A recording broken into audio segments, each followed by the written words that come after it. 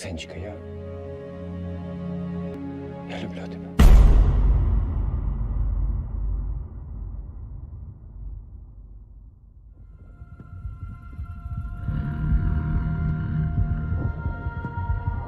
Hear my plea to the fallen, leave me to be with the broken one last time before I go. Hold the last burning ember, let us never surrender. May rise up to the call for the glory and the fall.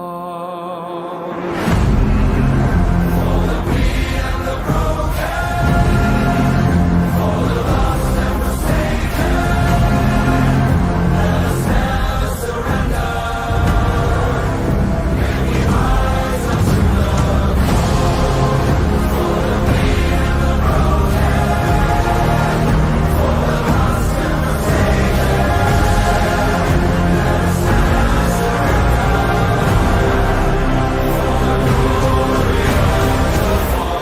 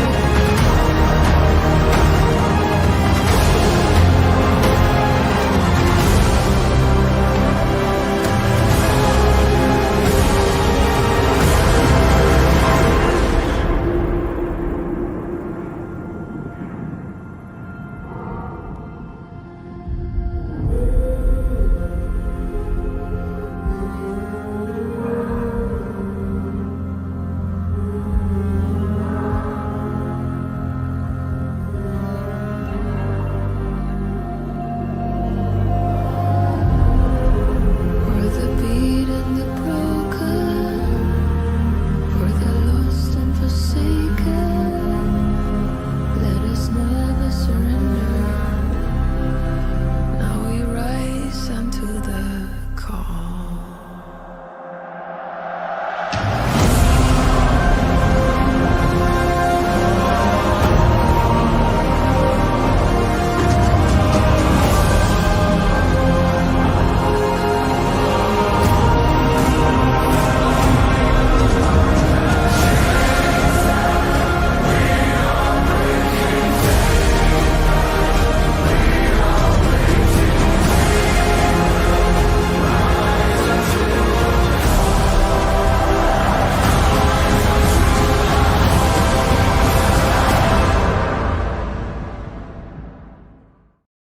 Es ist dem Feind gelungen, die Front in breiter Formation zu durchbrechen. Im Süden hat der Gegner Zossen genommen und stößt auf Stahnsdorf vor. Der Feind operiert jetzt am nördlichen Stadtrand zwischen Frohnau und Pankow. Und im Osten ist der Feind bis zur Linie Lichtenberg-Marsdorf-Karlshorst gelangt. Mit dem Angriff Steiners wird das alles in Ordnung kommen. Mein Führer, Steiner konnte nicht genügend Kräfte für einen Angriff massieren. Der Angriff Steiner ist nicht erfolgt.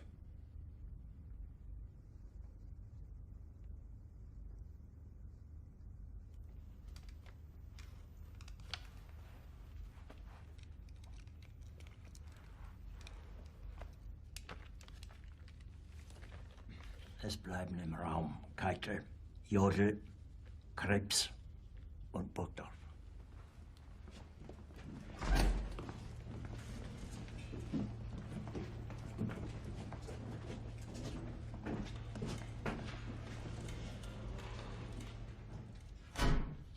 Das war ein Befehl! Der Angriff Steiners war ein Befehl!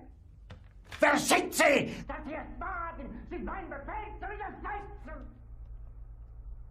So weit ist es also gekommen. Das Militär hat mich belogen! Jeder hat mich belogen, sogar die SS! Die gesamte Generalität ist nichts weiter als ein Haufen niederträchtiger, treuloser Feiglinge! Mein Führer, ich kann nicht zulassen, dass die Soldaten, die für Sie verbringen... Nicht als Feiglinge! Verreiter, Versager! Mein Führer, was Sie da sagen, ist ungeheuerlich. Die Generalität ist das Geschmeiß des deutschen Volkes! Sie ist ohne Ehre! How we doing, everybody? How we doing? Check in Orc Hunters to the live stream. We're live on Facebook and YouTube with day 201 of the war in Ukraine. I'm Andrew Mercado from Mercado Media, and we're just diving right on into it. We cover the war in Ukraine at this time of night on this channel, so everything that we cover will be Ukraine war news, a map breakdown, which I'm going to go into the full territorial changes, in which there have been a lot of changes in favor of the Ukrainian military. And then we're going to go into a lot of video updates and video clips, combat footage, and all of that and more. If you guys could hit the like button on the stream, if you guys could like the video on YouTube, if you guys could share the stream, share the video out, make sure you're subscribed to the YouTube channel and you guys are following the page. Also, if y'all could check into the stream, let me know where you're tuned in from, what city, what state, where in the world y'all are watching from. Go ahead and shout your place of residence out in the chat so we can see where our community is all comprised of here on Mercado Media. Right on into it, the intelligence update. The intelligence update. In the face of Ukrainian advances, Russia has likely ordered the withdrawal of its troops from the entirety of occupied Kharkiv Oblast, west of the Oskol River. And I'm going to pull that up on screen and show y'all what that looks like now on the map. Isolated pockets of resistance remain in the sector, but since Wednesday, Ukraine has recaptured territory at least twice the size of Greater London. You want a sneak peek? Oh, wow. We're going to go into all of that. Look at all that blue over there. Look at all that blue.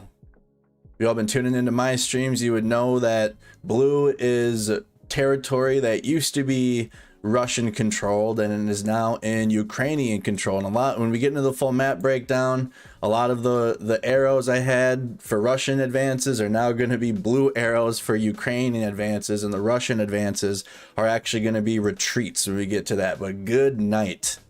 Lots of territory has been reclaimed from the Ukrainian forces. In the south near Kherson, Russia is likely struggling to bring sufficient reserves forward across the Dnipro River toward the front line. An improvised floating bridge Russia started over 2 weeks ago remains incomplete. Ukrainian long-range artillery is now probably hitting crossings of the Dnipro so frequently that Russia cannot carry out repairs to damage the road bridges.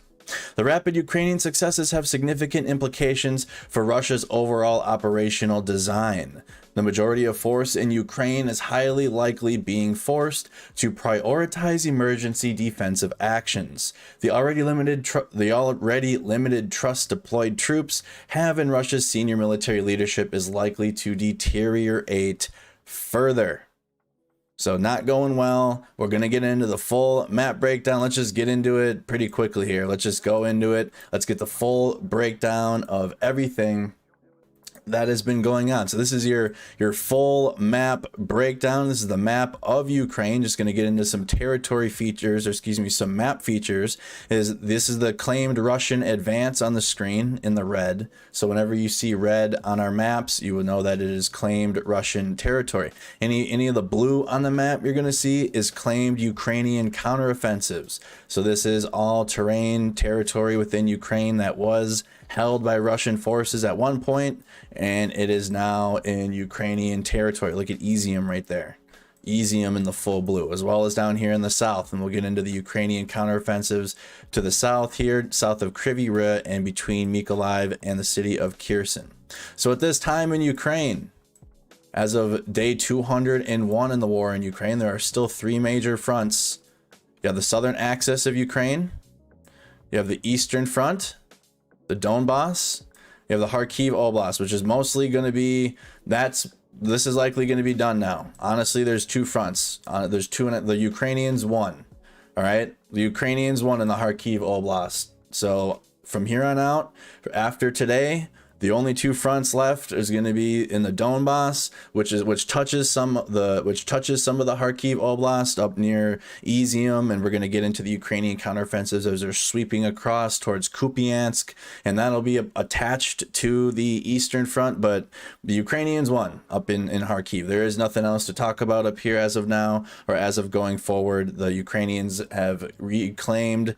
As soon as the Ukrainians take Kupiansk and they have another little sliver of land in the Kharkiv Oblast that will be complete, that will be finished in the coming days, but that will likely not be included in the upcoming updates. But then we have the southern axis in the east. So let's get into it here, starting with the Donbass in the Eastern Front.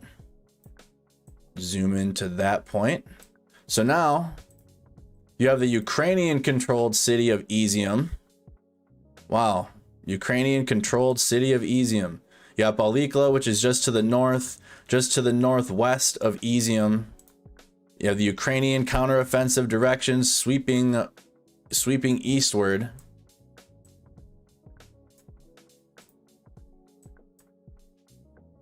You have the Russian-controlled city of Liman. So I'm going to go and highlight all of the Russian-controlled city. I just had to change that. If you guys have been tuning into my map updates, you would know that Izium's been a red circle since I've been doing this. You got Popasna here, Orlivka, and Donetsk. Okay, and I'm going to highlight the Russian attempts to advance here in the east. A lot of things are going to be shifted to Ukrainian counteroffensives now. The advances here, especially in Bakhmut, from the Russians have dwindled, and there's actually reports here down by Donetsk, down by Marinka to the south down here, that the Ukrainians are pushing, and there's a counteroffensive happening here in the south of Marinka. So this red line is likely going to switch to a blue line as Ukrainians are advancing inward. But lots to get into here. So we're going to start with the city of Sloviansk. Here's a Ukrainian-controlled city, and then here's some Ukrainian counteroffensives advancing towards Liman. Map looks a lot different. That looks looking a lot different over here. Ukrainian counteroffensive directions, and then we'll zoom in a little more. All right, so here's the zoomed-in version of what you guys were just looking at. We'll put it right here. We'll put it right there. It's a lot more terrain to cover now with these. Clear this. Here's the Ukrainian-controlled city of Izium. Okay, and the Ukrainian counteroffensive advancements towards the Oskol River. Here's Sloviansk and the Ukrainian counteroffensives towards the Seversky Donetsk River, towards Liman, as well as up into, let me do one more here. One more freestyle map that I can just move around. As well as up into the town of Svitarisk. The town of Svitarisk up here in the Sherwood Forest. That's this line right here. And then you got the Ukrainian town of Seversky, which we'll get into. And the Ukrainian counteroffensives that are pushing towards the Chechen territory. This is now that the Ukrainians are advancing even eastward by Seversky. The Russians were advancing westward towards Seversky and actually had more territory, and in the last few weeks that's dwindled down to nothing, and now the Ukrainians are actually pushing eastward. Okay, so this is a zoomed in version of our big map here, and also circle Seversky. I also have some video ready to go as well, included with these map updates, to show y'all some of these liberated cities, so you know I'm not just making things up for y'all or the trolls in the chat. So starting with eastern Ukraine, the Volvochansk, Kupiansk, Izium, Liman line. The front line is changed. This is now the front line. Okay, this is Kupiansk right here. The Ukrainians have about half of it. This is the Oskol River, if you will. Right, this is the new front line along the east as the Ukrainians push hard and push strong and changing everything. The Russians are on their heels over here. They have no idea what the hell's going on. The Russians Russia suspended all further deployments into Ukraine. They're just complete fodder at this point. The Russians there's just no hope for the Russian military whatsoever at this point. The full update. For eastern Ukraine, the Russian Ministry of Defense Briefing confirmed that Russian forces are withdrawing from settlements around Kharkiv city from northern Kharkiv Oblast and settlements on the western bank of the Oskol River. Russian sources and mill bloggers have identified the Oskol River that flows through Kupiansk and Izium as the new front line of the Axis. So that is right here. We got to almost kind of zoom up a little bit. Let me highlight a couple more cities again. Oh, wrong one. Almost got to zoom up now, or move up a little bit away from some of these eastern cities. Here's Sloviansk again. Izium. Okay, so this is the new front line and the Oskol River. I'm going to circle it in green. This is the Oskol. Okay, Russian forces are retreating. I'm going to draw the arrows here. Russian forces are retreating away from the Oskol River. So this is basically what this is saying. This was the front line. Kupiansk is just to the north of this section of the north, to the north of what you're seeing on the map, and the Russians are retreating eastward away from the Oskol River, again, which is circled on your screen.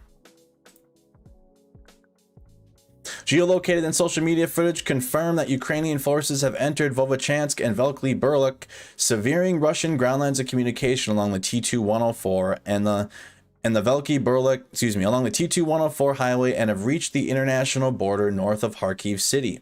Geolocated footage also shows that Ukrainian forces took control of Izium and settlements south and southwest on September 11th. Russian troops likely withdrew from the area in great haste, and social media posts show abandoned tanks and other heavy military equipment near Izium, which indicates that Russian troops failed to organize a coherent retreat. Russian sources claim that Ukrainian troops are continuing efforts to cross the Seversky Donetsk River northeast of Sloviansk to enter Lyman. A Russian mill blogger indicated that Russian troops are targeting Ukrainians around Lyman, but in that Russian troops retain control of the settlement despite attempted Ukrainian advances. Combat footage taken in Bielorivka in the Lugansk Oblast on the 11th confirms that Ukrainian troops have retaken ground in the Lugansk Oblast. The Ukrainian soldiers in the footage appear to be hiding from artillery strikes, which indicates that Russian troops are now targeting positions in Bilohorivka. Pull that up on the map real quick.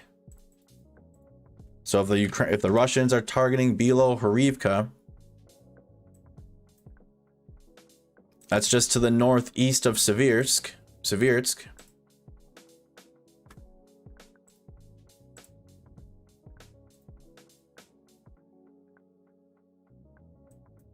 Here's Bilohorivka.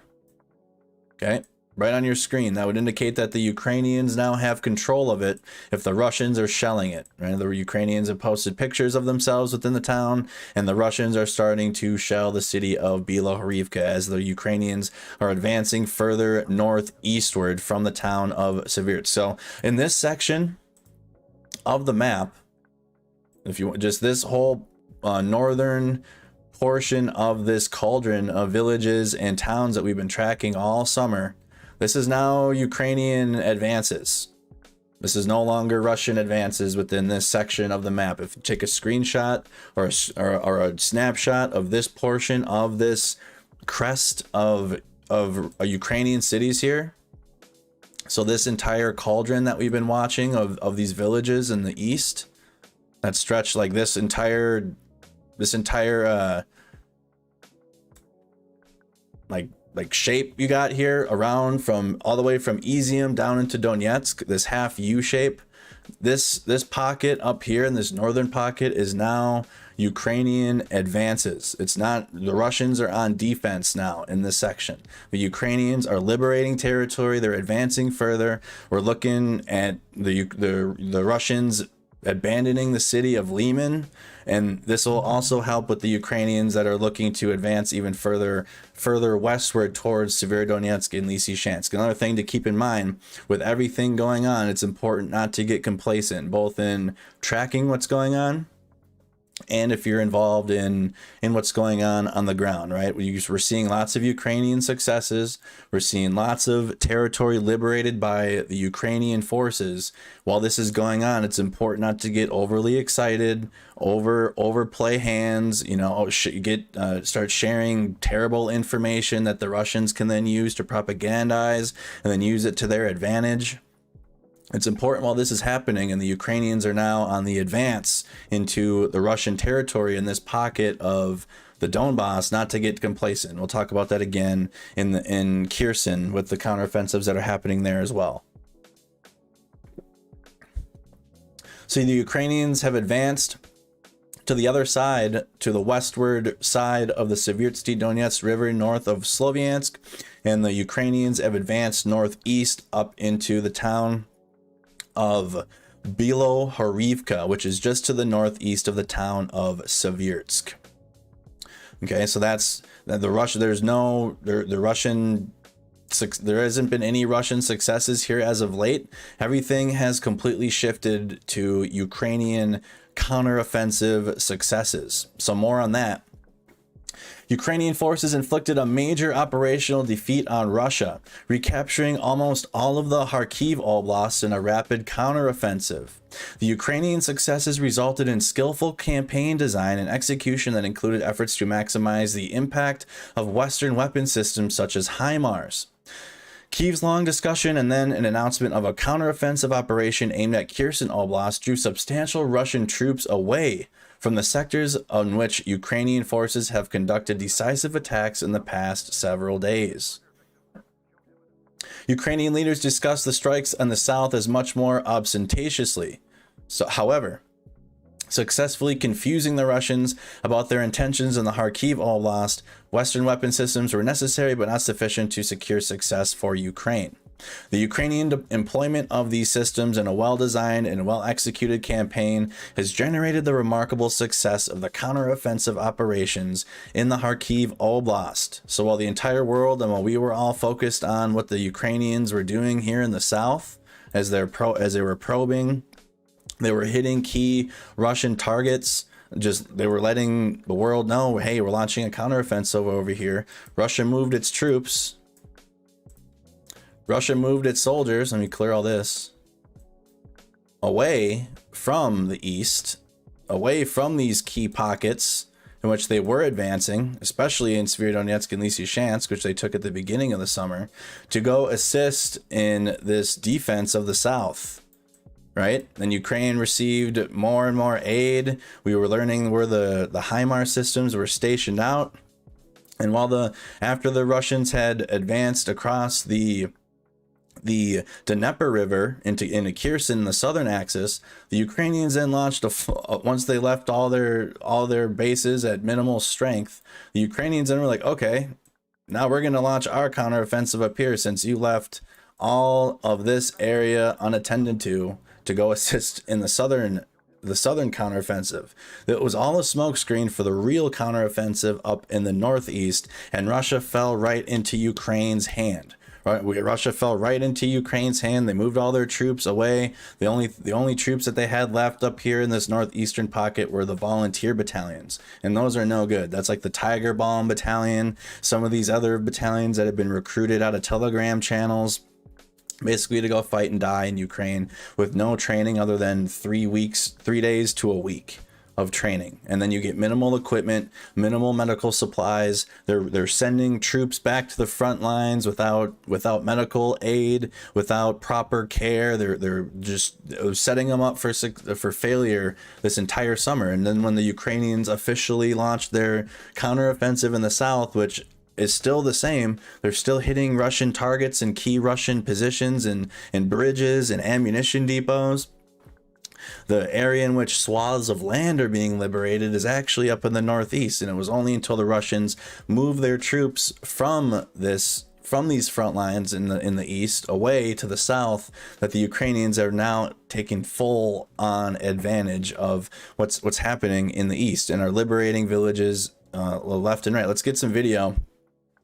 I do have some video of villages being liberated, and Larry, we can just edit these so they're nice and neat Shout out to Editor Larry. And I want to take you guys into the town of Svitoritsk and what it looks like with the map. I'm going to pull this up here quick. Hold on a second. Let me zoom in on the map and where Svitoritsk is.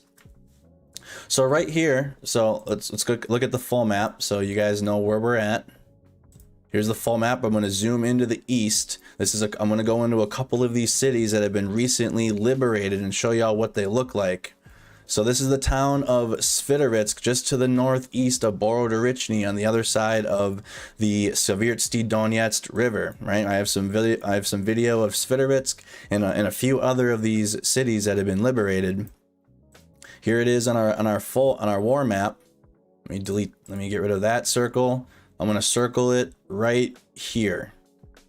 Okay, the town of Svitoritsk.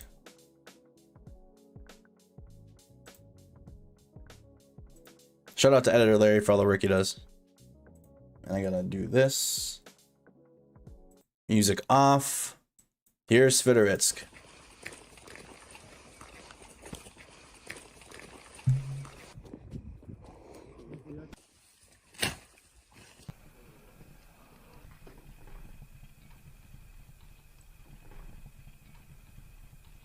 It has now been liberated and is in Ukrainian territory. These are Ukrainian troops walking through it, taking video.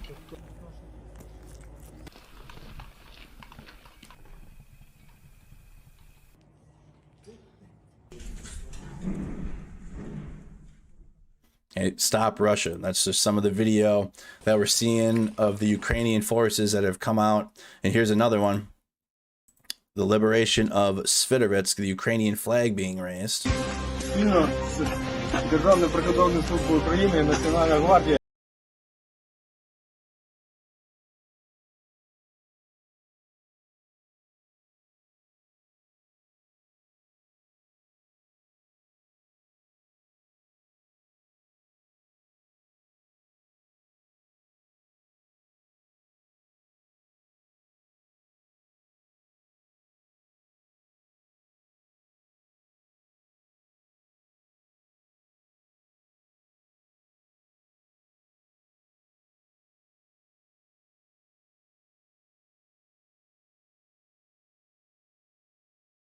Successes and the liberation of these villages completely took everyone, I mean, by surprise, just including the people that have been tracking this. We've been seeing the Ukrainian counteroffensives in the south and the success that those have brought in terms of hitting Russian targets and key Russian targets in preparation for the advancement in the south, but the advancement really happened in the east. And here's a Ukrainian soldier outside of the government building in Svitoritsk. Доброго вечора, ми з України. Підрозділ Національної гвардії України, Збройних сил України та територіальної оборони зайшли в місто Святогірськ. Крок за кроком, метр за метром ми звільняємо нашу землю від окупанта. Перемога буде обов'язково нашою. Слава Україні, слава Національній гвардії України. So now you mentioned the deputy commander there. Obviously, I don't speak the language at all, but yeah, I mean, I can pick up on some of the words being said. I mean, that's a Ukrainian soldier outside of a government building in Svitoritsk. Okay, a couple other locations here to pull up, showing some video of liberated villages and cities within Ukraine. You got near Kupiansk, all right, as the Ukrainians are advancing towards the town of Kupiansk. This is going to be north of Izium. Okay, north of Izium. So here's the Ukrainian Ukrainian controlled city of Izium, and what we're tracking up here is the Ukrainian advance across the Oskol River towards Kupiansk, which is the next major Russian hub of Russian soldiers in this region. It was Izium. Now the Russians are retreating. I'll label that on the screen too. The Russians are retreating across the Oskol River away from the Ukrainian counteroffensive advancements. So here's just a video from the western bank of the Oskol River in Kupiansk, just showing the Ukrainian liberation of the town. Let me pull it up here. Here it is. 92nd Brigade in Kupiansk and Kharkiv. Передайте нашим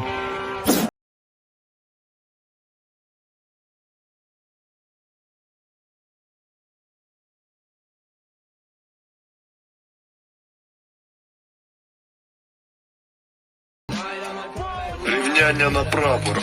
Куп'янськ – це Україна. Слава Україні.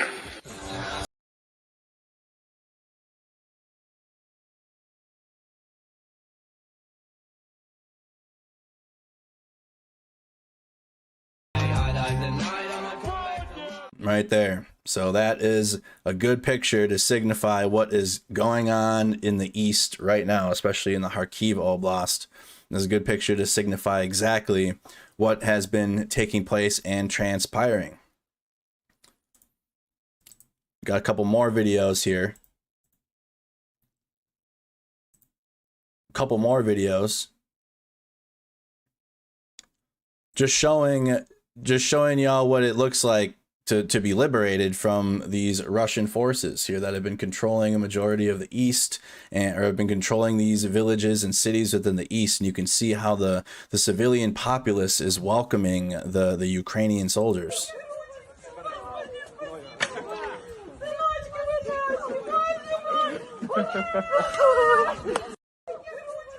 All right, a couple more of these. I mean, there's a bunch of them. Here's a 29-second one. It says heartwarming footage from Ukraine. Let me zoom out of the, there we go.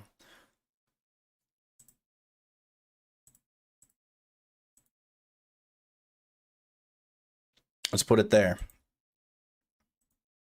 It says a heartwarming footage from Ukraine. An elderly woman freezes when she sees a soldier by her house as she thinks he's from the Russian army. The Ukrainian soldier says, "It's our guys coming," and she gives him a long hug. This is how liberation after 6 months looks like. Слава Україні! Да, свої.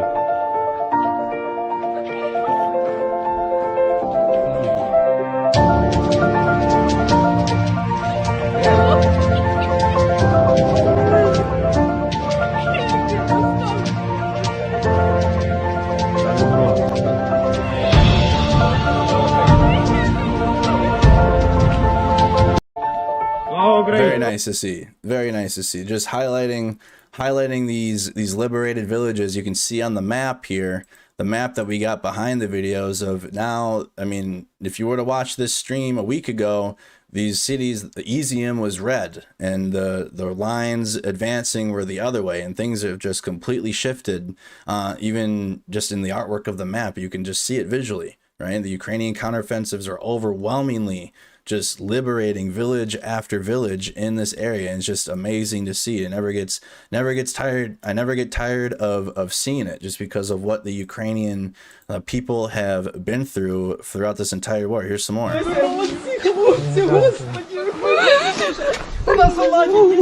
Все добре, все добре. Молодці! Молодці! Ви коліно переформували сьогодні. Дякую вам, дякую. Молилися, щоб ви до нас повернулися. Сил не було. Діти, Ну клас, нами внуки мої. Я так ніколи не що ви до нас прийшли. Ви на всяк випадок все посидіть, будь ласка, в підвалі, будь ласка, тому що може бути ще обстріли. Но ми вже тут, вже все добренько. Спасибо, мальчики. Ні, там вже все. На салаті осталися. Будете? Трішечки пізніше. They want to feed them right away as the Ukrainian troops are liberating these territories. This is in Kherson. We'll get to some of what it looks like in the southern axis, but here's some more.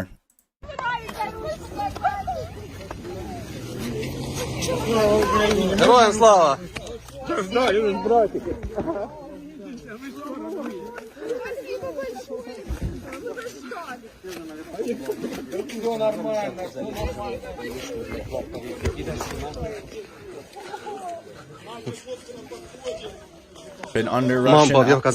Been under Russian occupation for over 6 months. Колесо, да? А где? Колесо где? Колесо спустилось. It's just showing the Ukrainian soldiers arriving to liberate. Here's some more. Another beautiful liberation. The people are shouting, "You're here. Fuck Russia. We want to kiss you. Let us kiss you." And the soldiers respond, "Yes, yes, you're welcome, but our unit is leaving. We have to go."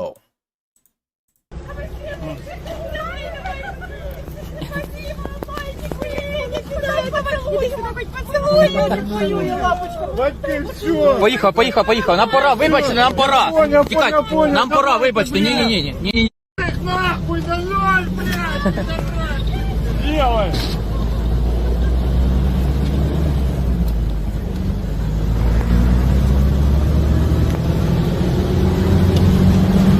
Блін, то зібрався, да? Не можуть пропустити. Блокпост народний, да? Ох, пилюка, капець.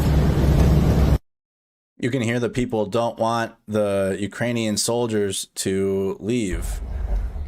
Combat medic Lena. Ukrainian liberations sweeping across.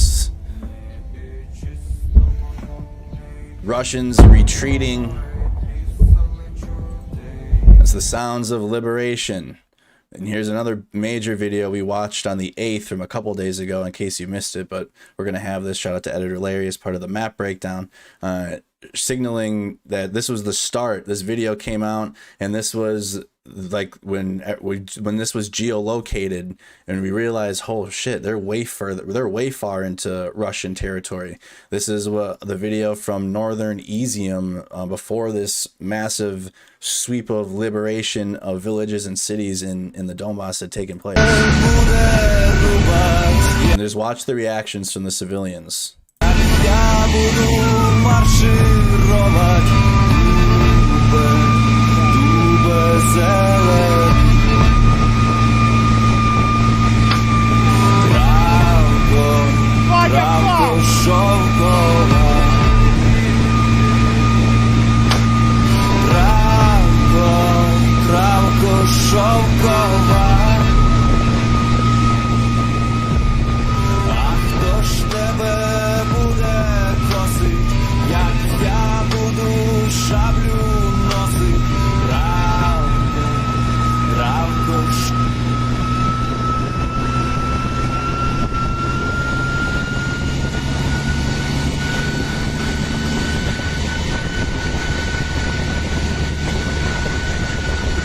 So you can just see all of the people welcoming the Ukrainian soldiers, and here's another one too.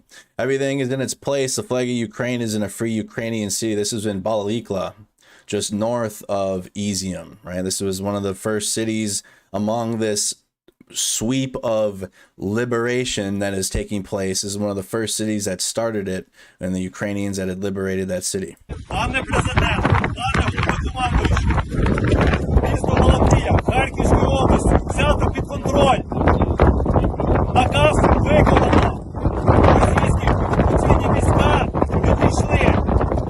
Спецпідрозділ Головного управління розвідки Кракен. Сьогодні, 8 вересня, 16:00. Слава Україні!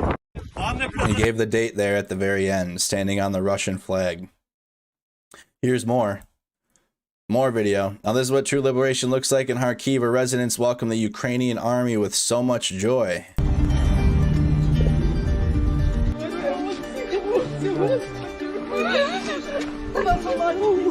Все добре, все добре.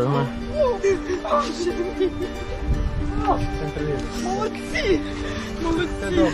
Ми коліну пели в підвал сьогодні. Дякую вам, дякую. Помолилися, щоб ви нас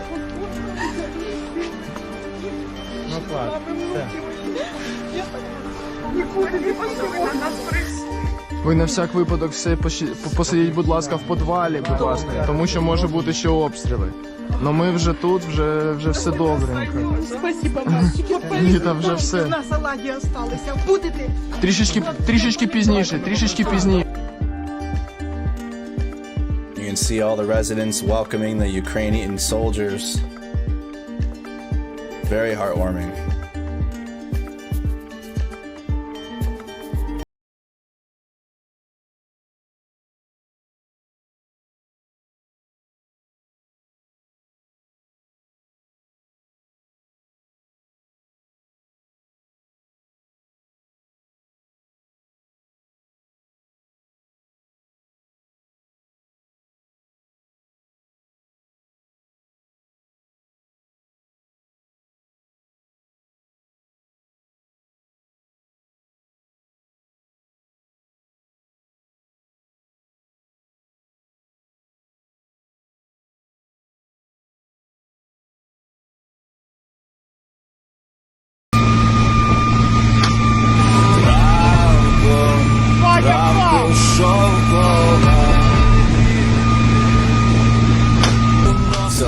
compilation showing a couple of these clips we've seen now.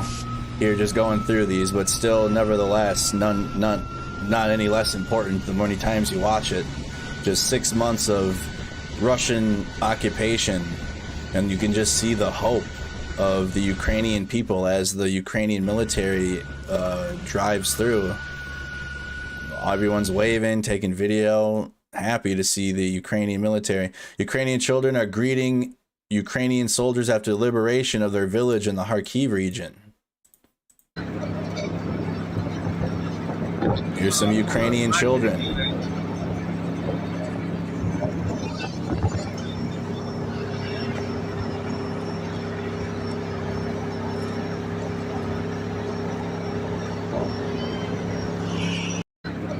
Ukrainian children greeting the Ukrainian military. So let's continue now.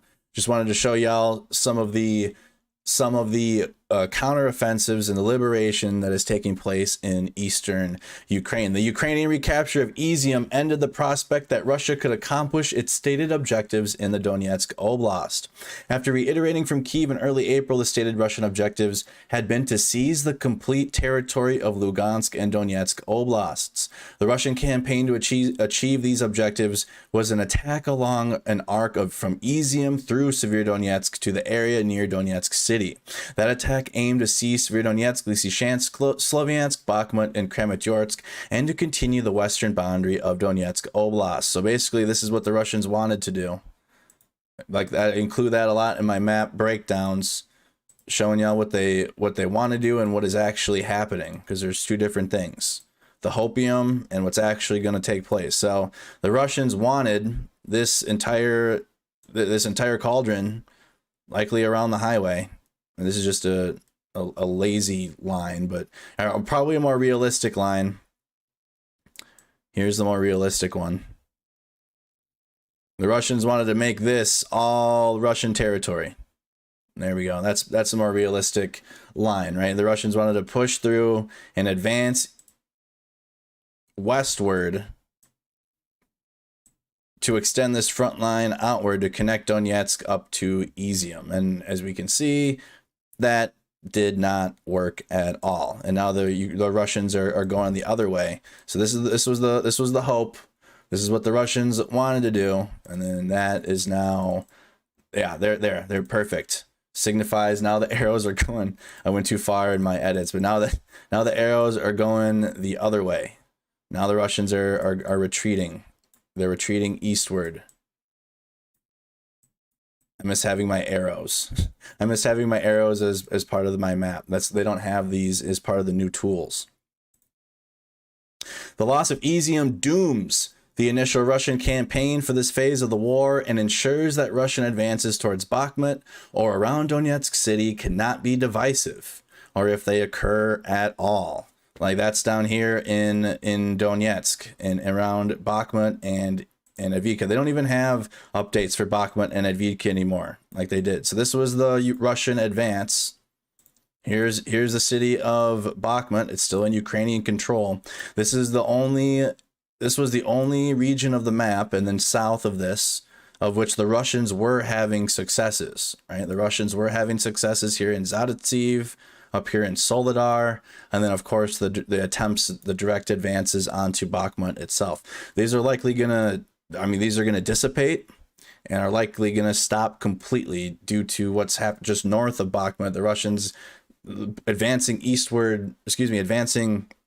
westward down in this direction would be pointless, as the Ukrainians are now just sweeping north. Let me do this map now. Copy that one. So many maps. Oh, that one doesn't want to load. Great. There we go. As the Ukrainians are now sweeping, let me pull my blue color out. The Ukrainians are sweeping eastward, and then they're going to be moving southeastward. This is the lines. They're moving. The Ukrainians are looking to take back as much territory as they can. Obviously, that's a lot. That's just to signify what the Ukrainians are trying to do, right? They're trying to advance they're trying to advance these lines, and the Russians are retreating away from this front line back eastward. The Russians are advancing, or excuse me, the Russians are retreating, the Ukrainians are advancing, and that's the direction they're doing it. So the Russians are losing territory to the north of this. That would completely render these advancements from the Russians just south of there pointless, right? The Russians want to advance that far, and then the Ukrainians are right behind them because they're trying to push downward into Severodonetsk, into Lysychansk, and take that territory back, trying to push downward further southeastward after they move the Russians away from the Oskol River. Here's the Oskol River. Try to highlight that. This is the Oskol. I mean, let me draw less lines so it's not so cluttered. It's hard to read maps with a lot of clutter on them. So let's do this. This is to signify the Ukrainian advances. Do this 1, 2, 3. Here and here. Then I also need to draw the Russian lines. Here's the Oskol River. 1, 2, 3. Okay, and the Russians aren't advancing, they're retreating. I'm really bad at drawing arrows if you can't tell. Super good. And then here's the Ukrainian advancements. So the Russians are retreating, Ukrainians are advancing. Right, and the Russians, it's not like the Russians are doing anything to try to gain any territory back. So I'm going to extend now. The Ukrainians are trying to advance further. Now this is what the Ukrainians want to do, right? Take this territory back as much as they can. And they're taking large swaths of it right now. They might need to do an operational pause here soon and regroup and figure out what troops need medical supplies or what's going on with their units, because this was a big push into this territory. But the Russian advancements, like say that Ukraine gets this territory back, say all of this turns blue, again on the hopium side of things, the Russians would be screwed because the Ukrainians control all of the land to the north of them, and then the Ukrainians will just be able to launch their counteroffensive southward, rendering any advancement westward around Bakhmut pointless. So the Russians are going to have to pull back their troops from Bakhmut and Avdiivka to go assist in what's happening directly north of Bakhmut. Where is my Bakhmut map? So here's Bakhmut. Here was the advancements onto the city from the Russian troops. So the continued Russian offensive operations against Bakhmut and around Donetsk city have thus lost any real operational significance for Moscow and were merely to waste some of the extremely limited effective combat power Russia retains. All of it wasted. Any of that, that's where the Wagner private military company is. That's where some of their best units have been in this push onto Bakhmut. It's all going to be rendered pointless. Everything that the Russians have been doing here in the last couple months, where I've been saying that the same strategy that the Russians are doing here in Bakhmut, they're trying to do in Avdiivka, just south of Bakhmut, that's also going to be rendered pointless, and the Russians are going to have to pull back and go assist north of this, because again, all of this is just south of what's happening here in Izium and Sloviansk and the advancements onto Liman. All of that is taking place just north of Donetsk, right? And then we're also reports, and it's not reflected on this map, but shout out to Dennis and his reports, because he gets first line reporting basically in Ukraine, that there's been some Ukrainian counteroffensives here in Marinka, and it isn't reflected on our study of war map, but it is reflected on Dennis's map from Deep State. So we can include down here, where's my Bakhmut map? Did I give up on Bakhmut already? The Russians are pulling away from Bakhmut. So let's do a full map again. I'm all over the place here. Here we go. So we have reports again from Dennis and the Deep State map that the Ukrainians are launching a counteroffensive in Marinka, and that is down in this pocket just on the outskirts of Donetsk city. Let me draw a line. on the town of Marinka. And let me fill in some of the other missing cities. So here's Seversk, here's Bakhmut, and here is Advidka. All right, so then the latest here in this entire region in the east is going to be this entire line of Ukrainian counteroffensive successes from Balikla to Izium all the way down to Liman. So this entire line of contact up here in this northern pocket of the east and the Donbass of the front line is Ukraine is pushing that front line eastward. They're liberating territory, they're liberating towns, they're advancing eastward, and the Russians are retreating. They're retreating away specifically from the Oskil River to the south of Kupiansk.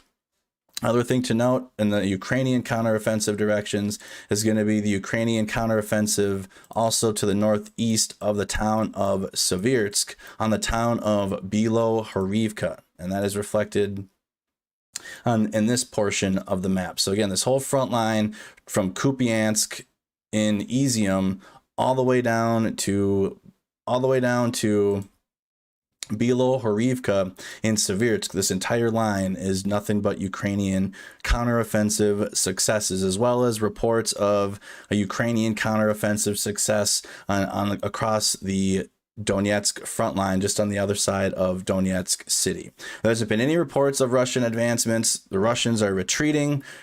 Nothing to report at all from the Russian side, really. There's no basis for assessing that the counteroffensive, that's in Kherson, the Ukrainian pressure in Kherson combined with the rapid counteroffensive in Kharkiv presents the Russians with a terrible dilemma of time and space. Russia likely lacks sufficient reserve forces to complete the formation of a new defensive line across the Oskil River, as it is reportedly trying to do before Ukrainian forces continue to advance through that position if they so choose. Prudence would demand that Russia pulls forces from other sectors from the battle space to establish defensive lines further east than the Oskil River to ensure that it can hold the Lugansk Oblast border or a line as close to that border as possible.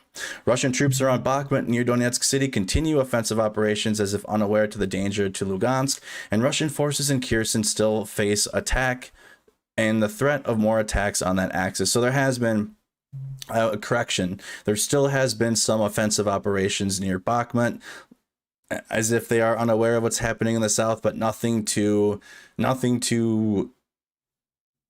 put any towns at risk or nothing to signify, hey, there's like a major change. The Russians are advancing here. There's just been nothing of that nature, right? So there are still offensive operations being conducted by the Russian military in Bakhmut and Advidka, but nothing to report on, nothing to signify, hey, look, there's some danger here with the Russian attacks.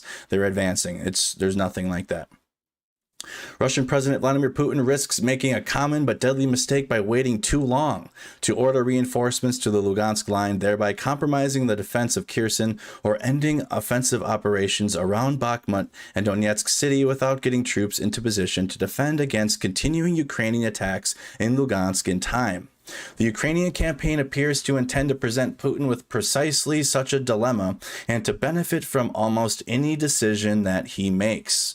You move troops from one area, the Ukrainians are going to advance there. Then the Russian now the Ukrainians are basically playing ping pong with the Russian troops. They have them in the back of their hand. They have control of where the Russian troops are going to go. It's all just amazing to see. Keep in mind, the current counteroffensive will not end the war. The campaign in the northeast of Ukraine will eventually culminate, allowing the Russians to reestablish a tentative defensive line and possibly even conduct localized counterattacks. Ukraine will have to launch subsequent counteroffensive operations, likely several, to finish the liberation of Russian-occupied territory. And that's further past the Oskil River, past Kupiansk, and this large chunk. Basically what I'm talking about here, this large chunk of territory that they're trying to finish off to Severodonetsk up here, this northeastern chunk of Russian-controlled territory. Ukraine will have to, the war remains likely to stretch into 2023. And that's accurate in my opinion too. It could go even longer until the next presidential election or gearing up to that. But it's definitely, this is the beginning of the end, but this is a very long way to go until the end, if that makes sense. It's not going to be a quick ending. It's not going to be a quick run. It's not like Ukraine's just not going to sweep across the east and continue this. They have to assess their losses. They had to regroup. This was a big push. They got to the Oskil River. The Russians are retreating across the Oskil River. Got to get fresh equipment, fresh supplies to the front lines. There's nothing suggesting that Ukraine is going to let up, but this doesn't mean that this is now going to be the ending of the war. It's the beginning, the beginning of the Ukrainian the beginning of Ukraine liberating its territory here in the east and get close to the Donbass, and then start taking some of the territory that Russia had taken in 2014 in the Donbass. But we have a long way to go to the end, right? We have a very long way to go to the end. Don't expect this war to end anytime soon. Definitely into summer of 2023. I think even longer. Maybe we can do a poll in the chat of how much longer you think this war is going to continue on for.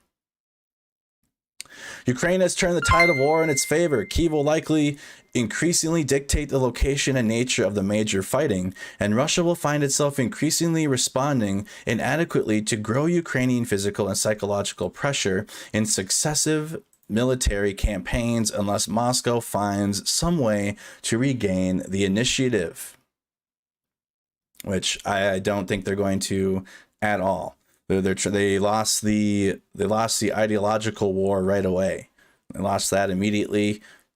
They continued played into it, and the Russian failures, their own military failures, rendered the ideology pointless, because even with the military that they were sending in there with their garbage ideology, it was the worst thing that we've seen. Like, from a world power, their military, they don't even have tactics. They don't have basic soldiering skills. They don't have basic needs. They don't have the basic equipment that you would need in modern day warfare that like every soldier, at least in NATO, has. Everything that you would need to carry out operations. They don't have the basic needs of a soldier. The intensifying public attacks on Shoigu and the Russian Ministry of Defense shield Russian President Vladimir Putin from the responsibility for setting unattainable goals for the invasion and likely micromanaging military operations by pinning all the blame for Russian failures on the Ministry of Defense and higher military command. Putin may accept and even support these attacks to continue the diversion of blame from him. The Kharkiv Oblast counteroffensive is already damaging the Kremlin's relationship with the Russian Ministry of Defense, further alienating Putin from the higher military command.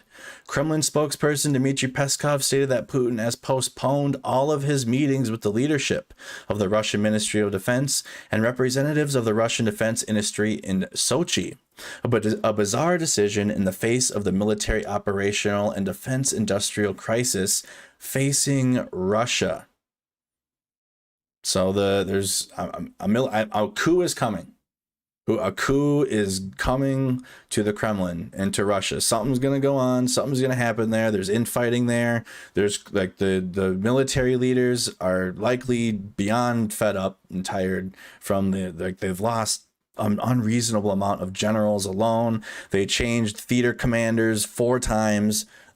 Just a mess. So likely a coup is on its way to Russia. The Russian defeat of Kharkiv will only intensify. The Russian defeat of the Battle of Kharkiv will only intensify public criticism of Shoigu and the Ministry of Defense, which may lead to personnel changes. The Ukrainian main military intelligence directorate reported that the Western grouping of forces has been placed under the command of the commander of the Central Military District, Alexander Lapin, who is currently commanding the Central Group of Forces in Ukraine. The GUR added that the Kremlin is looking for a replacement for the commander of the Western grouping of forces, Lieutenant General Roman Bernnikov, who had just replaced Lieutenant Andrei Shavoy on the 26th. So another leadership change for the Russians in the West. Interesting. So another leadership change. Some news on the Zaporizhzhia nuclear power plant. Let's go zoom in to where that is on our map. The Zaporizhzhia nuclear power plant in Inodohar. Zoom in. So again, this is the southern axis. Here's Nikopol and the Dnieper. I can pull up a picture if you need to. So Ukraine controls Nikopol. Russia controls Inodohar, where the Zaporizhzhia NPP is. Let's go over to where that is on our map.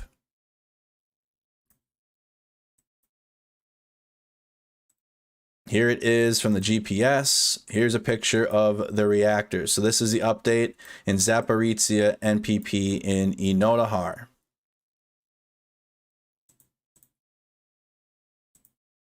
Ukrainian authorities shut down the last active reactor at Zaporizhzhia nuclear power plant on the September 11th. Ukrainian Nuclear Energy Agency, Energoatom, announced that it began to prepare nuclear reactor number 6 for a cold shutdown after Energoatom restored a backup power line connecting the ZNPP to the Ukrainian power grid on September 11th. Energoatom stated that the reactor had been producing energy at 10 to 15% of its capabilities, the bare minimum necessary to sustain ZNPP operations. Energoatom stated that a cold shutdown is the safest state for the ZNPP as the frequent Russian shelling continues to damage power lines necessary to operate the plant safely. The Russian Ministry of Defense claimed that Ukrainian forces shelled the ZNPP as part of a broader campaign against energy infrastructure in occupied territories, and Russian bloggers amplified this narrative. Energoatom and the International Atomic Energy Agency reiterated that the shelling of the ZNPP must end and that Russian authorities must demilitarize and declare a safe zone around the ZNPP. So the last active reactor at this power plant, which was just used to keep the plant powered, it wasn't used for anything else other than to keep the plant operational, has been offline. And the IAEA and the inspectors at the Zaporizhzhia nuclear power plant have asked Russia to demilitarize the power plant because they continue to use it as an atomic shield. Here it is again on the war map. So Inodohar, just on the other side of the Dnieper River. The last reactor has been shut down. Russian forces conducted a wave of precision strikes against Ukrainian energy infrastructure, causing a widespread power outage. The attacks are likely meant to let Moscow claim that it's launching a new phase of offensive operations, even as it loses on the ground, and possibly also to punish Ukraine for shutting down the ZNPP despite Russia's desire to keep it operating. So a little payback for shutting the plant down entirely, because now Russia can't use it as a nuclear shield. They still can. There's still concerns there that it's a nuclear power plant, but at least now it is completely taken offline. It's going to cause further energy issues in Europe. Going to cause further issues within Europe. So the southern counteroffensives in general. The counteroffensives here in the south. Full map of Ukraine. We got Mykolaiv and Kherson. Kryvyi Rih. I'll highlight Nikopol again. There's Zaporizhzhia. Here's the Ukrainian counteroffensive directions here in the south. What's happening in the east is what a lot of us thought was going to be happening in the south for Ukraine's counteroffensives. Ukraine's Ministry of Defense kept reiterating that its counteroffensives in the south were only to attack key Russian positions, Russian infrastructure, Russian weapons, and they haven't lied. And the main counteroffensive in terms of liberating territory has been in the east. So the southern counteroffensives. Granular tactical and operational level visibility on the progress of the Ukrainian counteroffensive in the Kherson Oblast has been degraded over the last few days as the focus of coverage has shifted to the Ukrainian counteroffensive in Kharkiv. This shift in the information space is not likely reflective of a pause in Ukrainian operations in the south, and Ukrainian troops are likely to continue counteroffensive operations in Kherson based on the limited reporting that is available. Ukrainian military officials stated that Ukrainian forces conducted positional battles and strikes on Russian transportation, logistics, military assets throughout the southern axis on the 11th and the 12th. Ukraine's Southern Operational Command reiterated that Ukrainian troops are engaged in positional battles in unspecified areas along the Kherson-Mykolaiv front line and carried out over 130 fire missions over the day. The Ukrainian General Staff stated that Ukrainian troops have carried out over 28 major strikes and hit approximately 19 concentrations of Russian manpower and military equipment within the last 24 hours. Ukrainian military officials indicated that Ukrainian troops focused on hitting Russian bridges and alternative river crossings to disrupt Russian transportation capabilities across the Dnipro River. So nothing's really changed in the south, very much just continuing to just demoralize the Russian troops that are there. Specifically, the Russian troops that are north of the Dnieper River. So I'm going to use the purple here. Here's the Dnieper River, and the Russians that are trapped north of it as the Ukrainians continue to shell all bridge crossings across the river, cutting the Russians off. And likely when the Ukrainians are ready, or whenever the Russians get sent to a new place or where they get bounced around, likely when a lot of resources are diverted to Kharkiv, then the Ukrainians are going to move in and start liberating territory and taking swaths of territory here. They're being very smart and not moving in further than they need to, because again, there's two rivers here. There's another river. There's the Inhluets River, which goes just north of Kherson. So here's the Inhluets, and the Ukrainians can't get themselves trapped on either side of that river either with their limited force capabilities, in contrast to what Russia can throw at them. They don't want to get their troops trapped on the eastern bank of the Inhluets here. They don't want to overplay their hand. They're being very smart in hitting key Russian targets before advancing into the south. But this was all going on, and then the Ukrainians have advanced into the east and are just taking territory. But it was easier after the Russians diverted a lot of their resources and troops into this southern axis away from the east, and that's allowed the Ukrainians to take territory in the east. Footage taken by residents of the Kherson Oblast on the 10th and the 11th corroborates statements by Ukrainian officials regarding the continued Ukrainian interdiction campaign along the southern axis.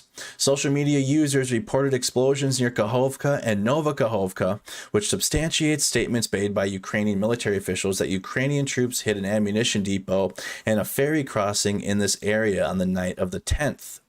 Residents of Kherson City additionally posted images of smoke in the wake of Ukrainian strike on a Russian headquarters within Kherson City on the 10th.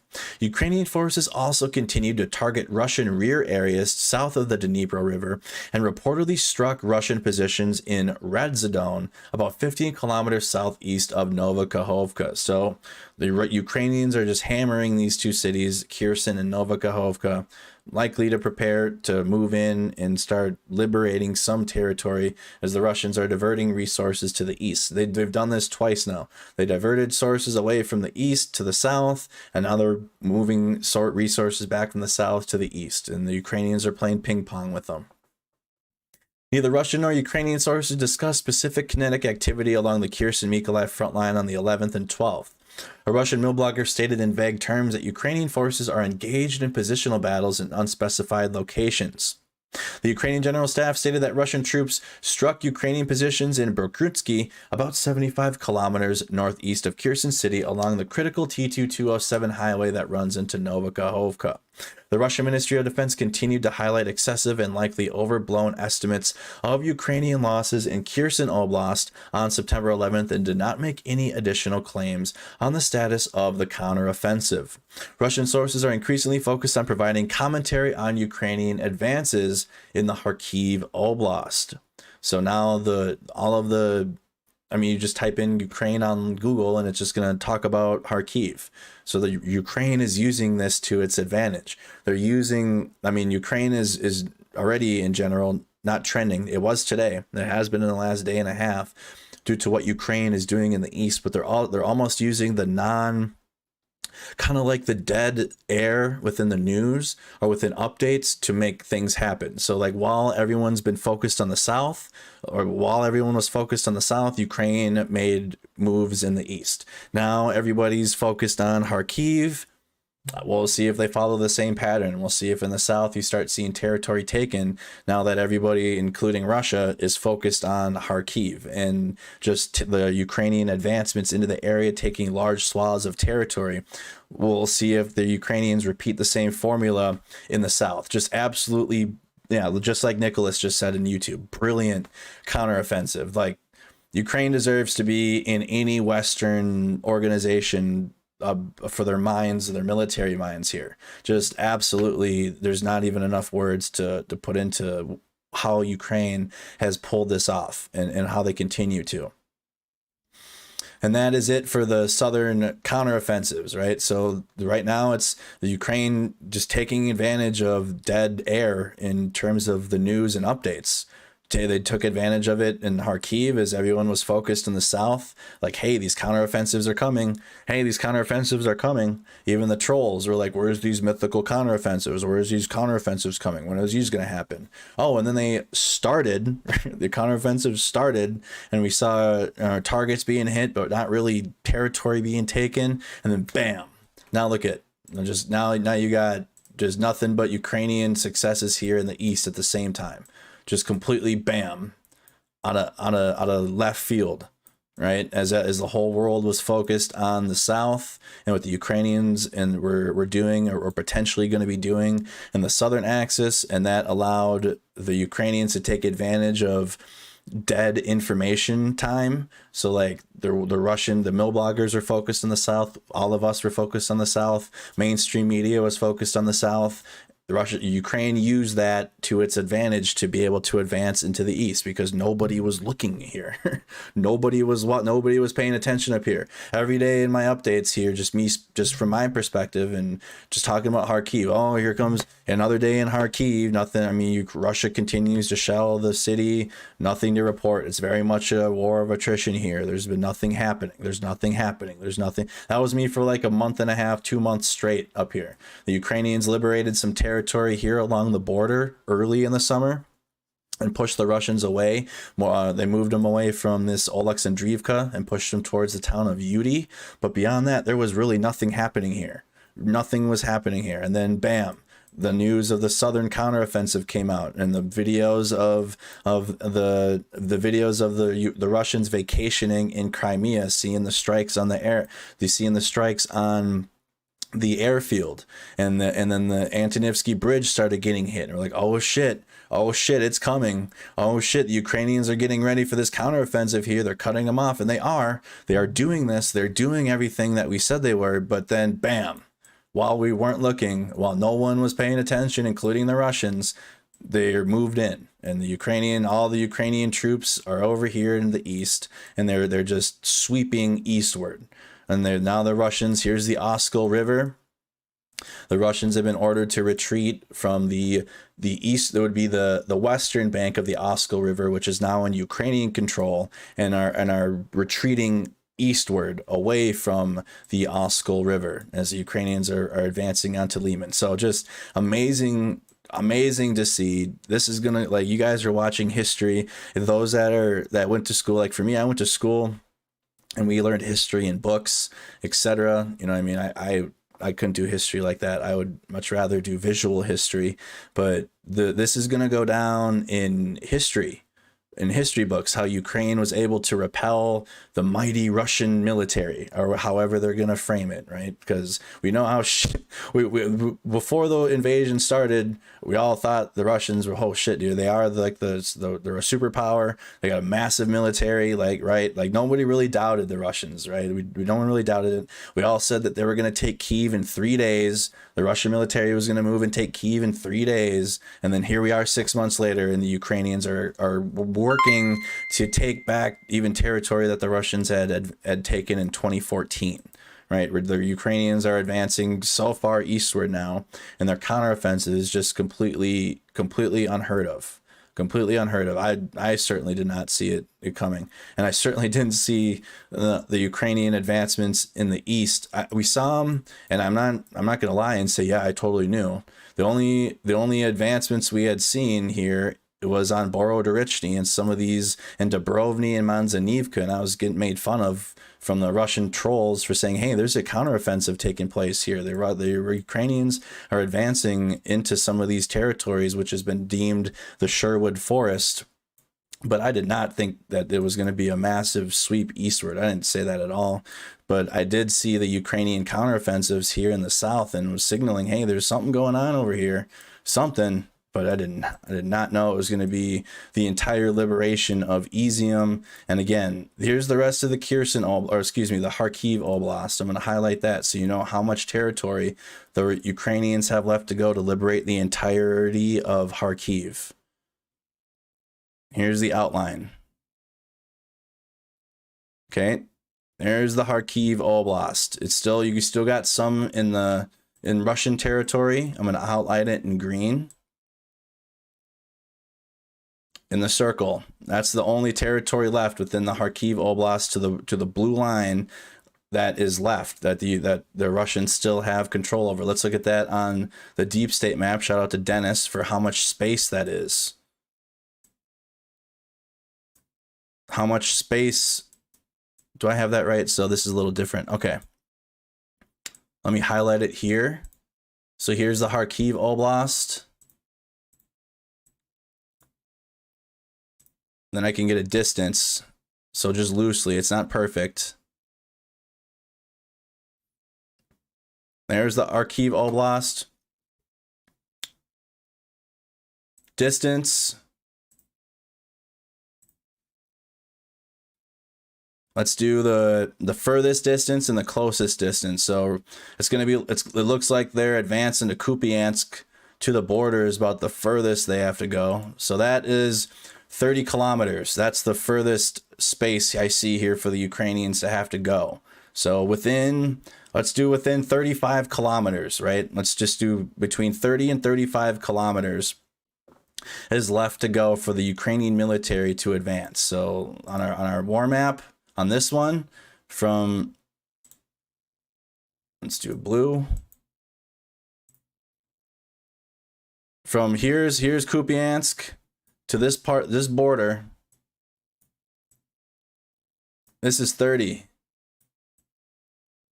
kilometers, and I'll give or take 5 more kilometers. You know, it's not perfect, but they have 30 kilometers to go to liberate the rest of the Kharkiv Oblast here in the north. Just incredible, incredible to see the morale of the Ukrainians. But it's never, and for me, the morale and the will of the Ukrainians was never into it, especially after the first 3 days. I didn't understand the will of the Ukrainians. I didn't understand really what was going on, other than the Russians had invaded, and everyone was saying, including me, that within the week, the Russians were going to seize control over the capital. And then after they didn't, and then especially after the Ukrainians completely repelled the Russians out of the whole of Kyiv Oblast, the will and the resilience of the Ukrainian military has never been under a doubt. The Ukrainians are fighting for their sovereignty. The Russians are fighting for lies and garbage rhetoric and ideology that plays into fascists' eardrums, and they like that, they want that, and that plays well among that crowd, but not the entirety, not the most of the world. The most of the world's rejecting that shit now. And the will of the Ukrainian people and the military, it's just they have more to fight for. There's more for the Ukrainians to lose here. This is all in the Ukrainian land. This is all in Ukraine. Not a second of this invasion has been fought in Russia. Russia isn't losing ground here. Russia isn't losing territory. They're losing territory that they've stolen, that they've seized. But Russia isn't losing cities or ground within its own country, right? This has all been fought within Ukraine, and Ukraine is fighting over its sovereignty and its independence, and that is just, that alone gives Ukraine an advantage in terms of morale and the will to fight over the Russia's garbage bullshit ideology and its little troll army that it funds. So some mobilization and force generation efforts. So this is like, who are they going to send now? Who are they going to send into Ukraine at this point? With all of this taking place, with all of these the Russians that are the volunteer units are not even fighting. They're refusing to fight. Chechens, there's been reports of in the Chechen side of things for the pro-Russian Chechens, they're being shot among going AWOL. They're being killed because they're not wanting to go fight for Russia. So let's zoom out. This is the mobilization and force generation effort. So this is, again, how Russia is sending its military into, or not its military, there's the Rozhgovirda troops, but how Russia is paying people or paying units to go, that volunteer units to go fight into Ukraine. Some of their contracted units, like the Wagner group, it's not, and again, the Rozhgovirda, which is their National Guard, but these are volunteer units. Russian authorities are continuing to pull combat power from various external sources to support operations in Ukraine. The Ukrainian General Staff reported that operation authorities are planning to prevent men from leaving occupied territories to forcibly mobilize them. Chechen Republic head Ramzan Kadyrov announced on the 12th that the Chechen Republic has finalized the formation of a regiment and 3 new battalions, totalizing 3,180 combat-ready personnel. Kadyrov stated that 580 personnel compose each battalion, and 1,500 personnel compose the regiment.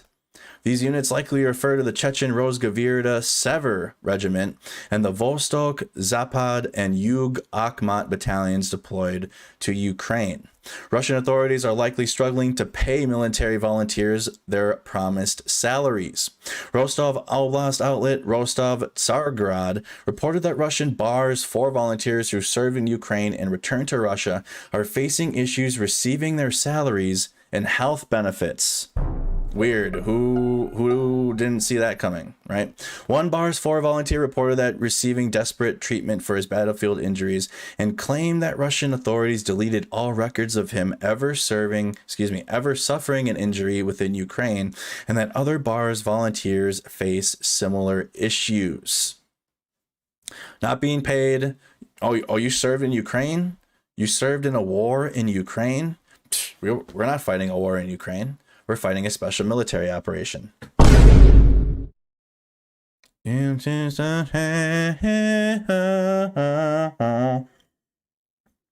Russia's okie doking their own volunteers. They're getting the okie doke. Oh, you want pay for you want combat pay? We weren't in combat. We were in a special military operation. What are you talking about? Activity in Russian occupied areas. So this is what's going on in some of these occupied cities. That's it. That's all the report in terms of who's being sent. The Chechens got three more battalions, which are comprised of 580 each. That's wild. It's a small battalion, but that's what's being sent. So now we're going to go into the activity in occupied areas that Russia still has a loose grip on at this point. The success of the Ukrainian counteroffensives is likely impacting the will and ability of Russian authorities to conduct annexation referenda. Latvia-based Russian language outlet Meduza reported that the Kremlin decided to indefinitely postpone annexation referenda of all occupied Ukrainian territories as of September 11th. So they went from labeling September 11th as the date that they were going to annex these cities. Like that was the date. They were going to have a parade. I remember they were going to have all these events on September 11th, also likely to dig into America, because that's what they do, because that's a huge day in American history and what happened on September 11th, 2001 in the US, but likely to, like that date is an important date. So they set that to try to, knife in the back of America a little bit, twist it a little bit. And on the 11th, the Kremlin decided to indefinitely postpone all annexation referenda of occupied Ukrainian territories. So not only did they not get anything annexed by the date that they had set out, they postponed all of it indefinitely. Medusa cited sources close to the Kremlin that claim that the Kremlin only decided to postpone annexation referenda due to the counteroffensive, and that the Kremlin pulled its political technologists who had been organizing the referenda in Kharkiv and Zaporizhzhia oblasts back to Russia. Ukrainian Mayor of Melitopol Ivan Fedorov stated that fewer than 10% of Melitopol residents, where the current total population is roughly 50% of the pre-war population, so only 10% of the 50% that remained are even willing to vote in the annexation. So they already have less than half of the population of Melitopol. Here's Melitopol on your map, on the big map here. They have 50% of the population remaining, and only 10% of that 50% was even willing to participate in this garbage. Continued partisan movements and Ukrainian military victories are driving Russian authorities to postpone the referenda. Occupation authorities may be fleeing from occupied Ukraine to Russia as Ukrainian forces advance towards Russian rear areas. Mariupol Mayor Advisor Petro Adriachenko claimed that Donetsk People's Republic head Denis Pushlin and DNR Mayor of Mariupol Konstantin Avchenko were supposed to attend a military parade in Mariupol. That's what I was talking about. Yes. So they did have a parade planned. They had a parade planned in this city. Here's the city of Mariupol, key port city that the Azov battalion was holed up in at the Azovstal steel plant for 2 months straight. The Ukrainian Lugansk Oblast head Serhiy Haidai stated that occupation authorities are fleeing from occupied territories, including those that Russian proxy authorities have held since 2014. Ukrainian Mayor Vinohar Dmytro Orlov posted a screenshot of a Telegram post made by an unspecified occupation authority that called on civilian collaborators to leave occupied territories for Russia. Retreating to Russia, yo. So the occupation authorities are retreating to Russia. That will definitely assist in Ukraine's counteroffensives and move in to retake these cities. Key takeaways from all of that. What a map update. What a map breakdown. Nearly an hour and a half of map breakdown today. Ukrainian forces have inflicted a major operational defeat on Russia, recapturing almost all of Kharkiv Oblast in a rapid counteroffensive. That can be seen on our map. There it is. There all that is. So Ukraine won in Kharkiv. Ukraine won. That likely won't be included in map updates from here on out. Don't need to talk about it unless there's some change, which the only change being made is more liberated territory in Ukraine's control. Ukraine authorities shut down the last reactor at the Zaporizhzhia nuclear power plant on September 11th. The Russian Ministry of Defense confirmed that Russian forces are withdrawing from the positions around all but easternmost Kharkiv Oblast. Russian mill bloggers have defined the Oskol River that runs from Kupiansk to Izium as the new front line following Russian withdrawal from positions in eastern Kharkiv Oblast. So the new front line. It's on the screen, right? This is the new front line here in the green. Circled it. That's where we'll be tracking a lot of the happenings.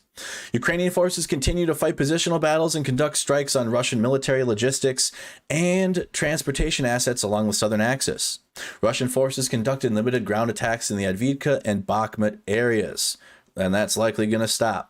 So the Russians are still launching some attacks here, aren't gaining any grounds in the east of Ukraine in this eastern axis, but that's likely going to cease completely. It's already been very incremental and limited in scope already, but now that the Ukrainians are just sweeping eastward to the north of Bakhmut and Advidka, the Russians are going to likely have to move their troops away from those two lines in Bakhmut and Advidka and go assist in the Ukrainian counteroffensives in the north, in Kharkiv. That's going to be limited now. Russian authorities are continuing to pull combat power from various external sources to support operations in Ukraine and are struggling to compensate volunteers. The success of recent counteroffensives likely contributed to the Russian announcement that annexation referenda will be indefinitely postponed.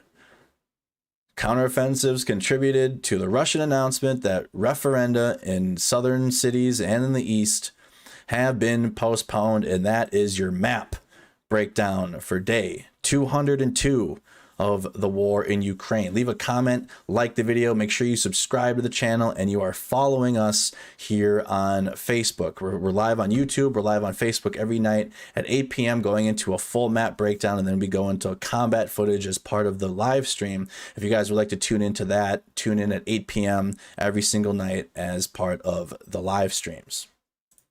All right, y'all, that's the map breakdown. What a map breakdown. Now we're going to be getting into all the combat footage and all of the changes that I just talked about on the map. Drop a comment. Let me know what city, what state y'all are watching from, where in the world you are tuned in from. That's one of the biggest map updates I've done in quite some time. Lots of changes. Lots of changes within Ukraine. If you have any questions too while I'm going through these videos, just at me in the comments, or you can send a super chat, super stickers, all that stuff that support the page, that highlight some of the comments, and I'll read them as we go on here. Now I just want to put to the full screen some of these liberated videos, some of these liberations that are taking place in the east. I showed them as part of the map breakdown in a smaller video because shout out to editor Larry. We do make nice edited videos out of those map breakdowns, so it's like that one might be a little longer. We'll see. We try to keep them between 20 and 25 minutes long. That one was an hour and a half long, damn near, of a map breakdown, so we'll try to keep it nice and tight, but I do want to include some videos as part of those map breakdown videos. But here's some full screen look at these liberation videos.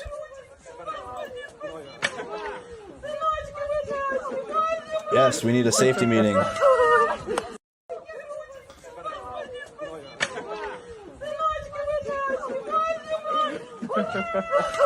We do need a safety meeting. One of the few outlets you guys can find here on the interwebs of a 420 friendly news 420 friendly news source here at Mercado Media. Here's another one.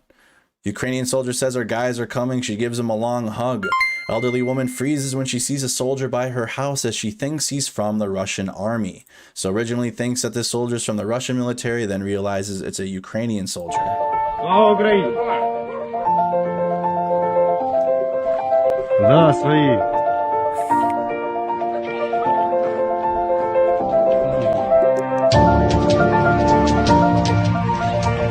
Smoking on that liberation pack.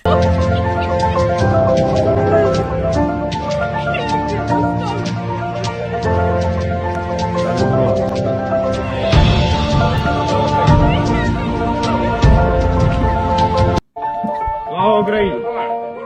So just ooh, that one hit me a little that one hit me a little hard. A little extra hard. Here's a great video. Still one of my favorite liberation videos. They offer these Ukrainian troops from food and to come inside, and the Ukrainian soldier said, no, we have to keep going.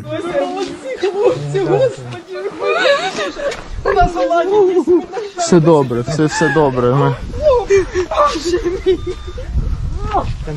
Молодці! Молодці! Ми коліно переформували сьогодні. Дякую вам, дякую. Молилися, щоб ви до нас повернулися. Сил не було їхати, тому що з нами внуки мої. Я так нікуди не що ви до нас прийшли. Ви на всяк випадок все посидіть, будь ласка, в підвалі, будь ласка, тому що може бути ще обстріли. Но ми вже тут, вже все добренько. Спасибо, мальчики. Ні, там вже все. На салаті осталися. Будете? Трішечки пізніше. So a little bit later, some full screen videos showing the liberations in Ukraine. We watched some of these during the map breakdown, but here's just full screen look.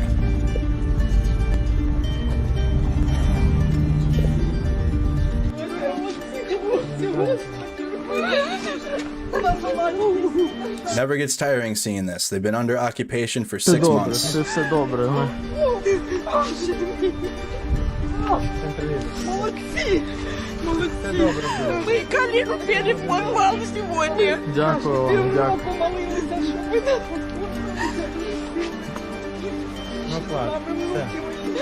Я так нікуди не що ви до нас прийшли. Ви на всяк випадок все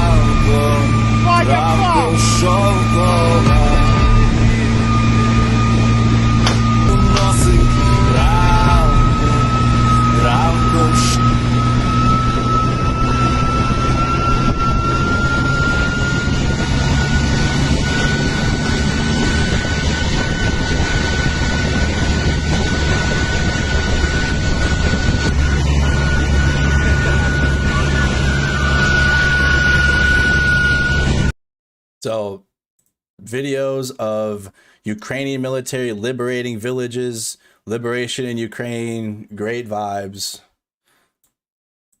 There's a photo. I really wish John was there. We go into some more. So here's the intelligence update from the Ministry of Defense of the United Kingdom. In the face of Ukrainian advances, Russia has likely ordered the withdrawal of its troops from the entirety of occupied Kharkiv Oblast, west of the Oskil River. Isolated pockets of resistance remain in the sector, but since Wednesday, Ukraine has recaptured territory at least twice the size of Greater London. In the south near Kherson, Russia is likely struggling to bring sufficient reserves forward across the Dnipro River into the front line. An improvised floating bridge that Russia started over 2 weeks ago remains incomplete. Ukrainian long-range artillery is now probably hitting crossings of the Dnipro so frequently that Russia cannot carry out repairs to damaged road bridges. The rapid Ukrainian successes have significant implications for Russia's overall operational design. The majority of the force in Ukraine is highly likely being forced to prioritize emergency defensive actions. The already limited trust deployed troops have in Russia's senior military leadership is likely to deteriorate further. Here's an update from the Russian media.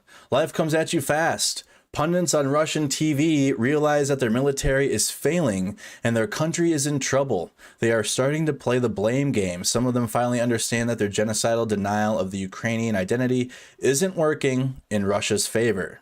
The ideological war. Президента Путина, что So here's this cope. Операция будет эффективной, короткой, по мирному населению бить не будем, только зайдем, Росгвардия, там кадыровцы все наведут порядок и так далее. Вот эти люди, ну, просто подставили всех нас очень сильно. Но эти люди есть, вы уверены? Конечно, есть. Президент же не сам как бы сидел и думал, дай-ка я начну спецоперацию. Кто-то приходил, говорил, что украинцы сдадутся, разбегутся, все в Россию попросят. Кто-то же это ему говорил, в конце концов, да? Да и на телевидении говорили, Андрей Владимирович, здесь говорили.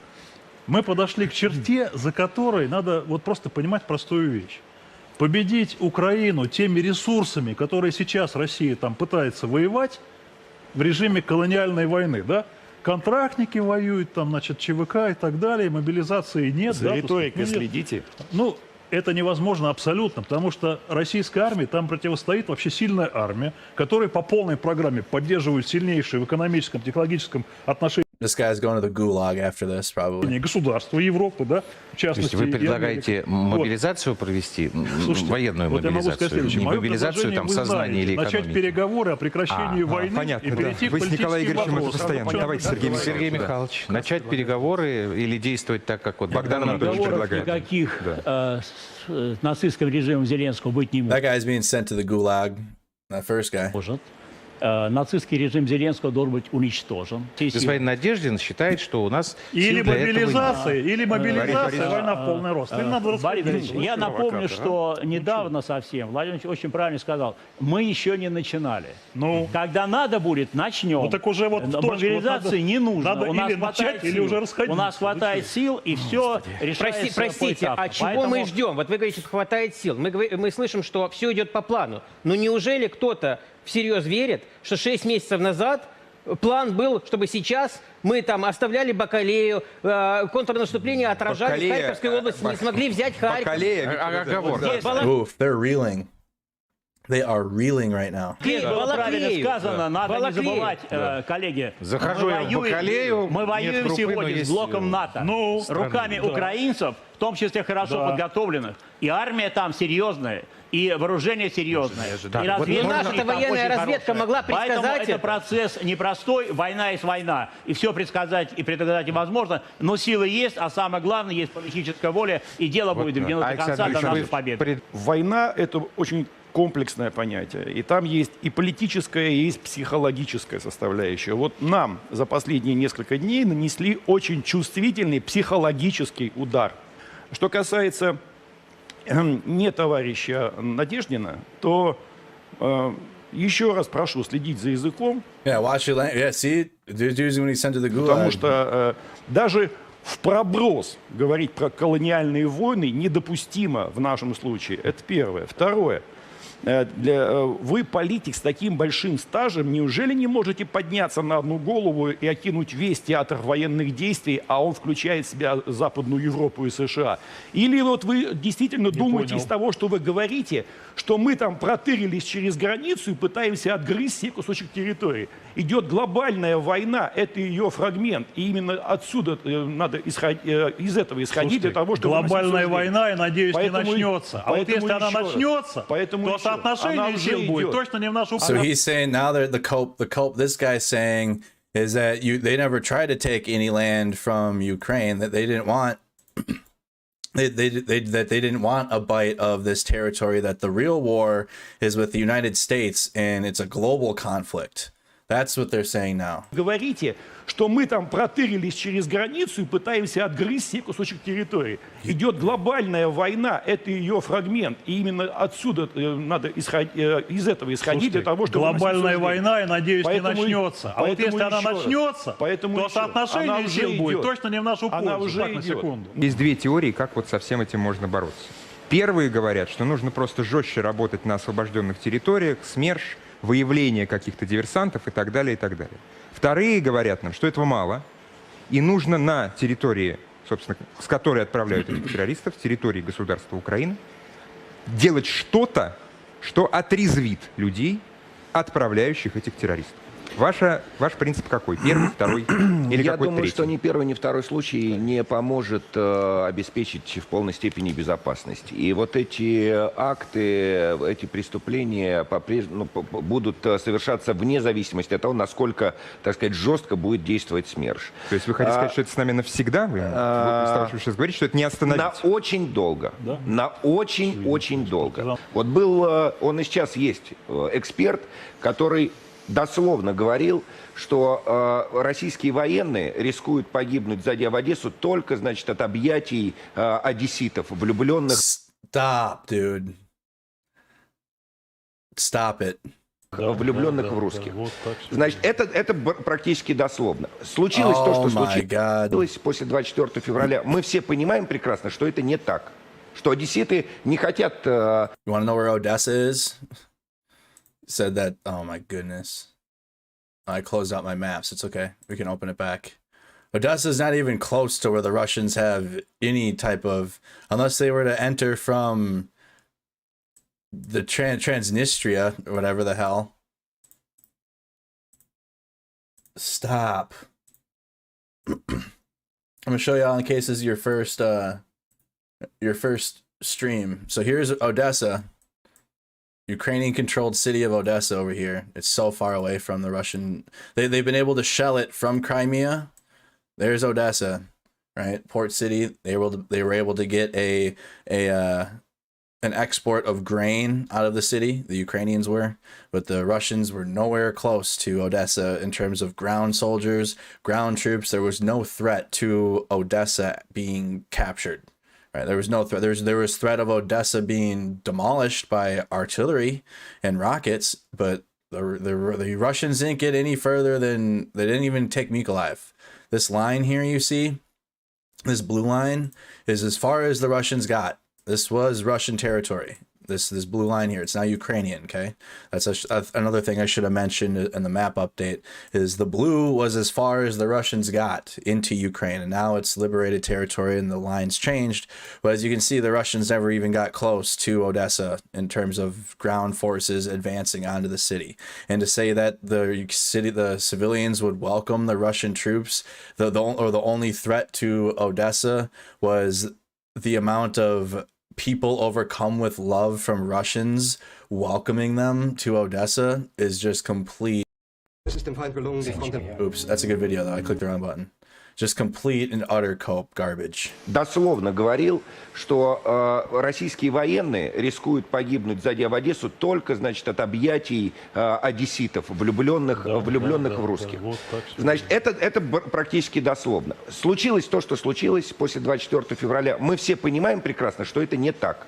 Что одесситы не хотят обнимать русских военных. И этот же самый эксперт сегодня, вчера, позавчера и завтра на федеральном телеканале говорит надо идти до конца, надо идти до конца и так далее. Я задаюсь вопросом, если эта экспертиза, этот анализ в первом случае был не просто ошибочен, а, можно сказать, преступно ошибочен, да, катастрофичен. Почему я должен слушать и прислушиваться к мнению этого же эксперта, который сейчас мне говорит, что нужно идти до конца? Что необходимо еще? Чтобы население на местах, люди на местах поддерживали нас, идеологически люди на местах поддерживали на освобожденных территориях нас поддерживают. И не только на освобожденных территориях. Для этого необходимо им, с ними, понимаете, рассказывать украинцам, что их не существует как этноса, как народа, что украинского языка не существует, это не может вызвать их симпатию. Эти обстреливают, а мы должны разговаривать. Вот мне кажется, это какие-то несоизмеримые кислое с мягким. Надо реалистично подходить к людям, которые там живут, и предлагать, говорить им о том, как выглядит их будущее, да, вместе с Россией. Но кем они будут в России? Правильно. Кем они будут себя ощущать, себя чувствовать? Если они считают себя украинцами, то сколько бы им ни говорили там Холмогоровы или какие-то еще, понимаете, наши люди, что их не существует, понимаете, говорить человеку, что его нет, отрицать его сам, так, мы сейчас немножечко уходим в и не будет. Вызвать его Мне кажется, что это... What a shit show. Все надо было делать или раньше, или надо будет делать чуть позже, когда военная фаза закончится. А вот насколько быстро она закончится, это вопрос. Нам нужно выиграть войну на Украине. Мы должны ликвидировать там нацистский режим, а после этого, кто еще захочет, пусть приходит, и мы с ним поговорим. So that guy has personally changed his message now twice. First, there wasn't a battle within Ukraine. That was just part of the greater battle with the United States and a global conflict. And now he's going back to the rhetoric, beating the drum, garbage, that we need to win the war. Now he's saying war in Ukraine. I guess they're not censoring that anymore. To defeat the Nazi regime, Zelensky, blah blah blah, garbage, bullshit. That they've been pounding the East with. Нацистский режим, а после этого кто еще захочет, пусть приходит, и мы. So this guy's already changed his what he said twice now in just this statement. Сколько лет мы будем это делать, Саша? Сколько надо. Очень хорошо. Спасибо Сколько надо, столько спасибо будем. за честный ответ. Потому что спасибо, это специальная военная операция, которую некоторые я тоже называю Великой Отечественной. То есть мои 10-летние дети еще повоевать успеют. Правильно я понимаю? Ooh. I don't know who that guy is. I don't know who that guy is, but he's probably going to the gulag after this. Being sent straight to the gulag. So your 10-year-old kids can go fight and die? He's not wrong. Here's another one. Watch several roundup of clips featuring panicked Kremlin propagandists on several state TV programs. So this just shows you how the Russians are reeling, how their response is to the counteroffensives taking place within Ukraine. Discussing impressive gains by Ukraine's armed forces in reclaiming control over Ukrainian territory. More in the article. So here's more copium from the Russian state media on what's taking place. Мужество нашим воинам, которые сейчас действительно занимаются очень важным делом и сопротивляются громадной орде, подготовленной на Западе, по-другому и не скажешь. Конечно, как вы сами понимаете, ночь тревожная, и я жду, как вы все, отчетов. Там все тяжело, все понятно. Но и не могу не быть тяжело. Специальная военная операция. This guy's like the new Goebbels for Putin, basically. Ну, мы же сами все понимаем. Это серьезная, тяжелая ситуация. Серьезная и тяжелая. It's a serious, difficult situation. Yeah, it's a serious and difficult situation for your ground troops out there that are getting absolutely fisted by the Ukrainian military. Like, there's just no other way to say it. Шли в наступление. В результате тяжелых боев есть информация, что российские подразделения все-таки покинули Балаклею. Бойцы Росгвардии организованно вышли из города через коридор на восточной окраине. В наступление на Харьковском направлении ВСУ бросила подготовленные в Британии части. Новости тревожные, информация противоречивая. Украинцы празднуют, отмечают победу. Были выложены в социальных сетях у Зеленского лично кадры украинского флага над Балаклеей. Что на самом деле, что с Балаклеей, что с Шевченкова, что вам известно? Добрый день, Ольга. Ну, если честно, я Я просто в неведении о том, что столицей России была Балаклея, и в нее взяли украинские подразделения.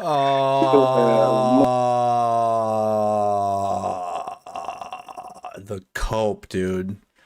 The cope. So she sucks too. She's terrible, but she's like, yo, what's going on with Balikla? Like, that was ours, and now we lost it. And now this dude's like, is Balikla Russia? Is it a Russian capital? Is Kupiansk the capital of Russia? Then no. Just the dude. Была Балаклея, и в нее взяли украинские подразделения. В мое отсутствие столицу России перенесли в Купянск, то есть в Балаклею, и вот сейчас там празднуют непонятно что. Вот, по сути своей, ни Балаклея, ни Купянск не имеют никакого-то сверхъестественного там какого-то значения. Bullshit. The Russians had 20,000 troops in Izium. They had 20,000 troops in Izium. Kupiansk is the next largest military installation that they have in that region. Bullshit, garbage, not truth, untruth, opposite of a fact, whatever you want to call it, not a real, not what he just said isn't true at all. Союзнических средств, я так думаю, что для нас ничего сверхъестественного в этом нет. Купянск, безусловно, для ВСУ представляет собой лакомую цель, поскольку это... So Kupiansk, again, I'm just going to go back to the map because we're saying cities now, and I want you all to know where things are, because Russian media definitely preys on people's ability or inability to know where things are on a map. So here's Izium. That's where the Russians had 20,000 troops on. Kupiansk is just to the northeast of Izium. So here's Izium. Here is Kupiansk. It's half and half right now on the other side of the Oskol River. The Ukrainians hold the western bank, and the Russians still have the eastern bank. There's more city in the western bank than there is on the east, but the Russians they're retreating away from the Oskol River. They're retreating from this, so the Ukrainians are likely going to finish the capture of Kupiansk. But that is where the Ukrainians are advancing to. They're advancing eastward.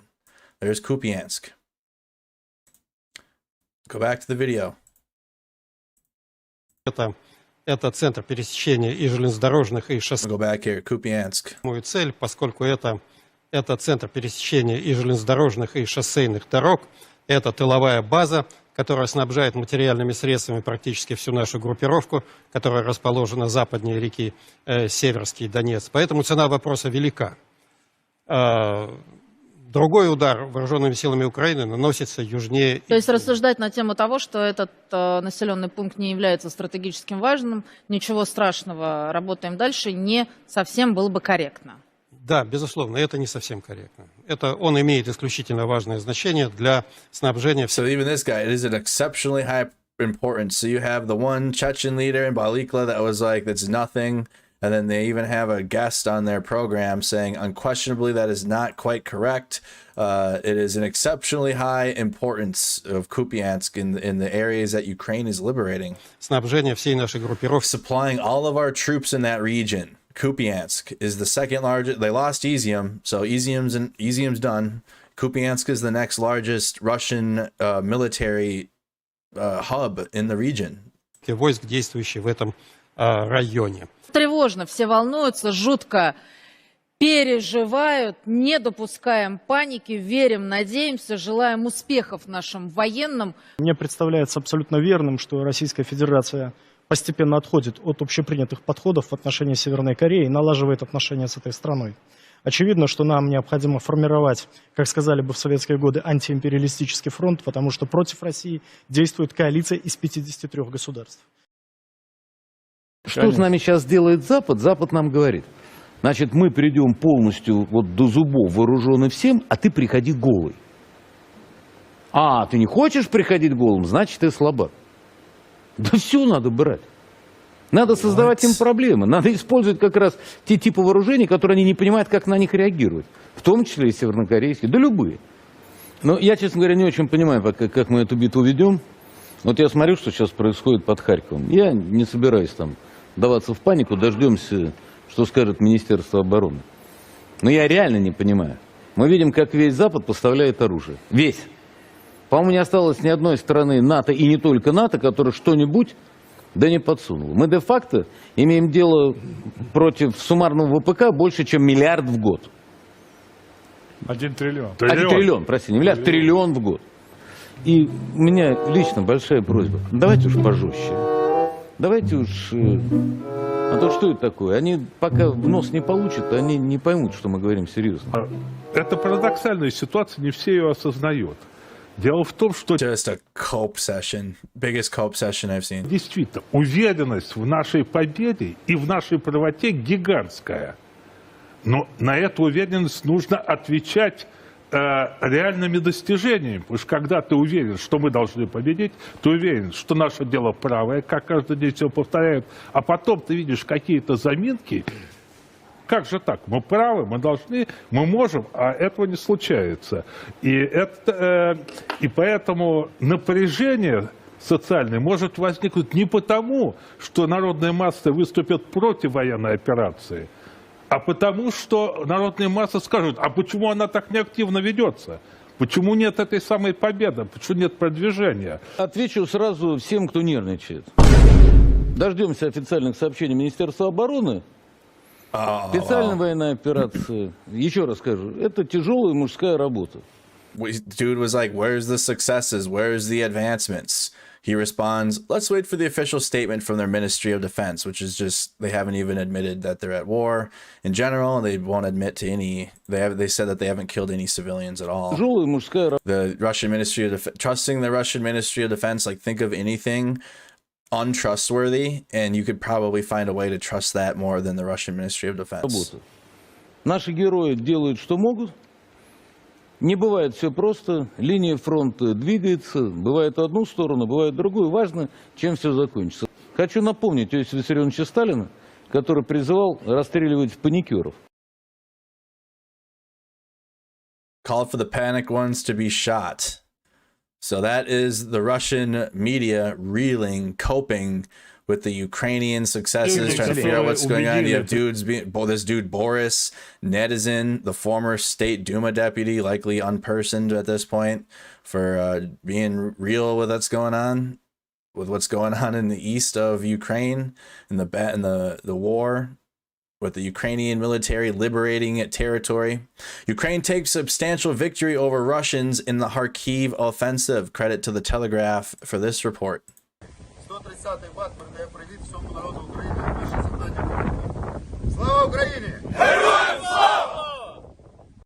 Right, the Russian Defense Ministry's update, retreat. It has retaken, Ukraine's military says it's retaken over 1,158 square miles.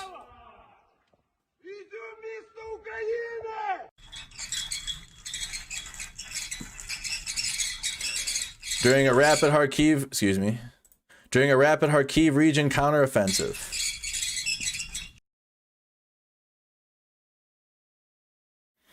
Zelensky shared a video of soldiers holding the flag in Balikla, a town Russia captured early in the war and has occupied for 6 months.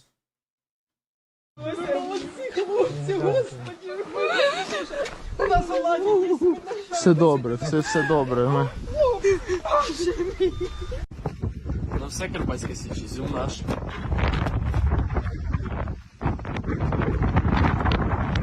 And there's the Ukrainian flag showing all of the liberations. Давай.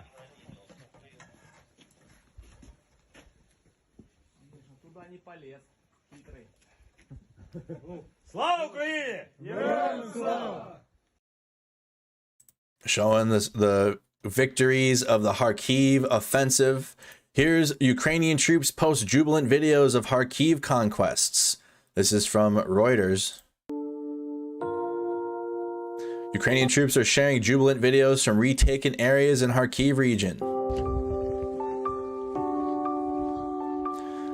If you guys could, for me, please hit the like button, hit the share on Facebook, hit the like on Facebook, spam the reactions in the bottom right.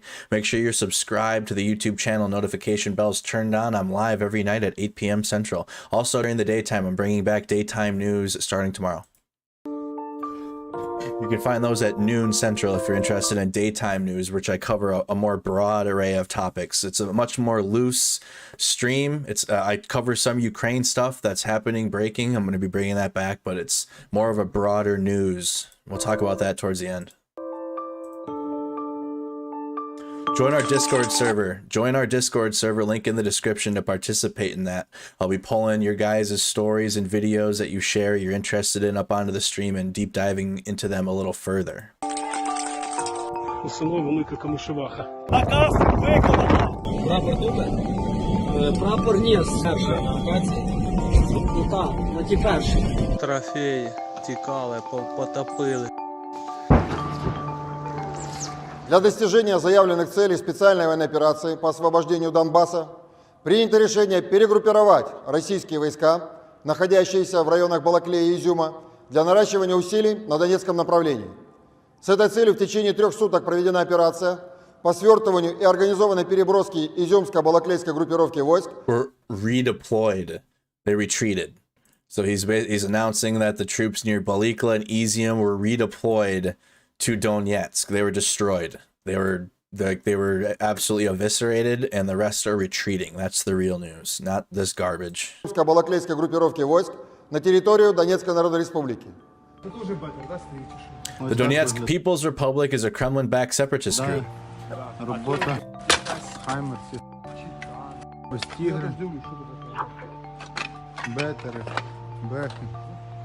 Redeployed.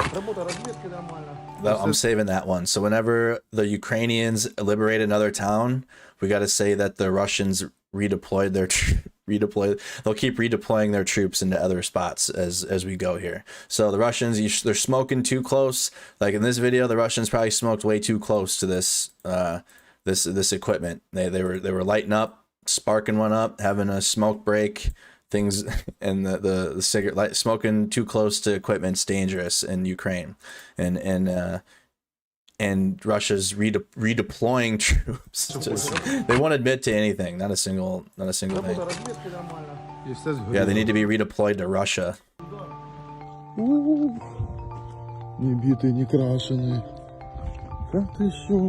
Everyone gets a tank. There's one for everybody. You get a tank, you get a tank, you get a tank. Вот это бонусы. Вот это бонусы. Лапки свои забыли. They even left their boots. Damn, they ran away so fast they left their boots behind.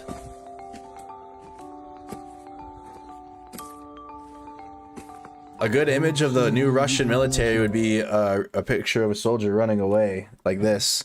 Running with no shoes on. Left the weapons behind.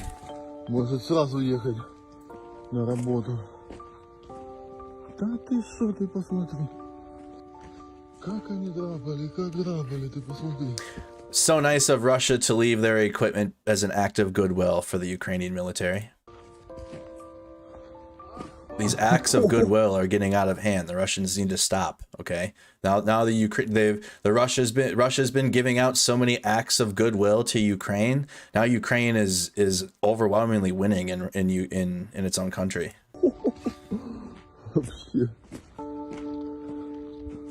Ну що, друзі, знімаємо новий ленд-ліз знов від москалів.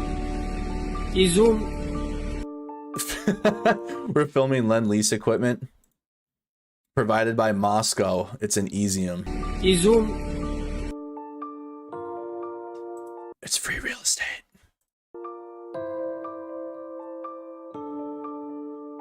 І водії, і волонтери, і зірки, і журналісти. Всі стали однієї професії. Ця професія українець, зміст професії вижити.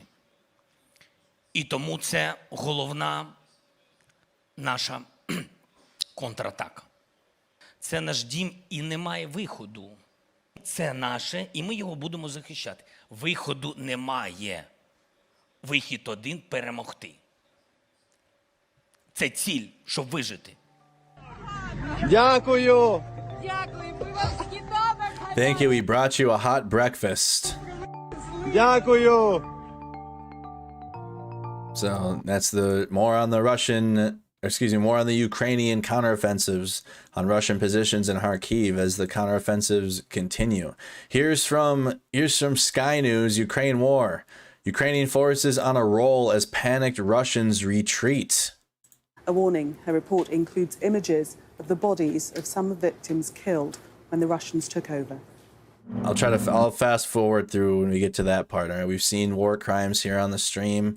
We fully know that there's no denying of the Russians' war crimes and killing civilians and making mass graves and committing atrocities within Ukraine. But I'm going to skip through that section when we get to it. Okay. Ukrainian forces are on a roll. Russia's front line quite literally crumbling. The control of land they fought to capture, now gone in Ukraine's lightning advance. Access to this area is still heavily restricted, but the police have agreed to take us to a village that until 3 days ago was under Russian control. The residents of Zaliznychna seem quite dazed by what's happened. Vasil lived through the Second World War and then 6 months of terror under the Russians. He says, I still can't believe they have gone and we are out of this period of death. Calls the Russian occupation a period of death. Across the street, the police are finally able to investigate Russia's suspected war crimes. Now I'm going to skip this part, right? So there's bodies in the ground. They're unearthing bodies in this portion. I was scared, very scared. The image of a puddle of blood is still in front of my eyes, a huge puddle of blood. So there's bodies, a mass grave where the police are tending to people in the background.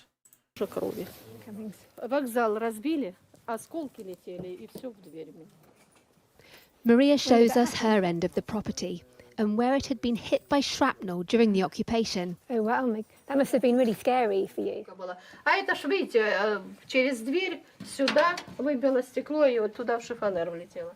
There's been no power in this village for months. With winter coming, she's scared of the cold and the possibility of the Russians returning. Ну как, тяжело в темноте жить. Вы что? Нет, я не хочу привыкать к темноте. There have been a lot of dark times. A local industrial site is also a crime scene. The police climb up to retrieve the body of a security guard shot dead in late February as the Russians advanced. Residents describe Russia. So there was a body at the top of that infrastructure. I fast forwarded through that, so we don't have to sit on there. Chaotic retreat. The Russians were here in the morning. Then at noon, they suddenly started shouting wildly and began to. Потом в обед резко начали орать, как бешеные, начали текать, втупую, тупать, да, в танки. Run away, charging off in tanks and armored vehicles. В БМП начали тупо уезжать. His neighbor's son sums up the mood. Хорошо. Обрадовался. But there's also much trauma. Russian soldiers shot this man's brother dead. He doesn't know why. Literal orcs. That's why we are called the orc hunters here at Mercado Media. Any authoritarian style fascist garbage like the Russians that were in Ukraine or volunteering to go fight in Ukraine, you're an orc. And those that were committing these war crimes are orcs. Dead. He doesn't know why. Не знаю, наверное. Может, отвращение какое-то. The memory too painful. Спокойный человек. Sorry. His brother laid to rest here, awaiting justice. Deborah Haynes, Sky News in Kharkiv region. Sky News reporting in Kharkiv as the Russians retreat from the region. So now here's a video of Ukrainian special forces. This is combat footage from a GoPro helmet. This is from WarLeaks. It's been shared across the internet now. WarLeaks, I think, just picked it up. But this is from their YouTube channel. This is a GoPro helmet cam of Ukrainian forces deep within Russian territory. So we got some combat footage here. Shout out to our veterans that are watching. This combat footage might be triggering to any combat veterans. I was an 88 Mike, served in the U.S. Army. If you served, if you're a veteran watching my stream, shout out your branch, shout out your years of service and your MOS in the chat. Thank you. And spark one up too.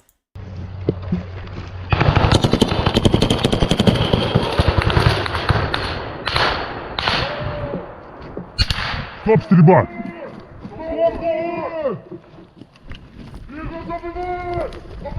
Ебаш!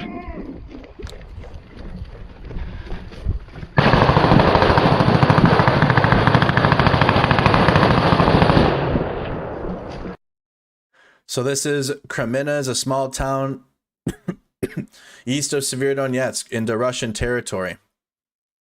So this was the advancement. So this was in, let's pull it up on our war map quick. Pull it up where this is on our map. We're going over here into the east. That's up in here. So really quick, zoom out. Here's the whole map of Ukraine so you know where we're at. Right? Crimean Peninsula, Southern Axis, Donetsk. Zooming in now. Okay? Just to the northeast of Seversk. I'm going to circle Seversk. Here's the Ukrainian counteroffensives and the counteroffensive direction. As now the Ukrainian military is gaining ground, liberating villages and territory. This combat footage, though, takes place up in Kremina, signaling that if the Ukrainians, I mean, again, this is fresh combat footage of the day. The Ukrainian military could be further into Russian territory here than even reported on our war map. But here's Kremina. This is where this combat footage is taking place, deep into Russian territory. I'm circling it in here so you get an idea of exactly where we're watching. All right, so let's go back to the video. This is in the town of Kremina, deep into Russian territory, further into the territory than even labeled on our map.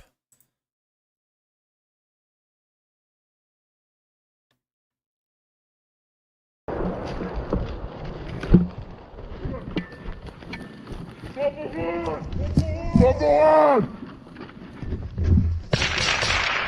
Добивай! Серега! Серега! Здорово, Украine! Вперед! John with a $10 super chat. Thank you, Vets. Thank you. Вперед! Вперед! This allows them to penetrate deep into Russian-occupied territory and conduct special operations. I missed the first portion of that. So the first part said, these small SOF elements are highly mobile. So that's what I've been talking about on my stream, is these Ukrainian units are small and are more capable than the Russian larger units that are out there. The Russian units already don't know what they're doing in terms of tactics, in terms of soldiering, and these Ukrainian units have been much smaller and have been more able to get across the Severodonetsk Donetsk River in the east and in other areas, and these smaller units are able to punch through deep into Russian territory.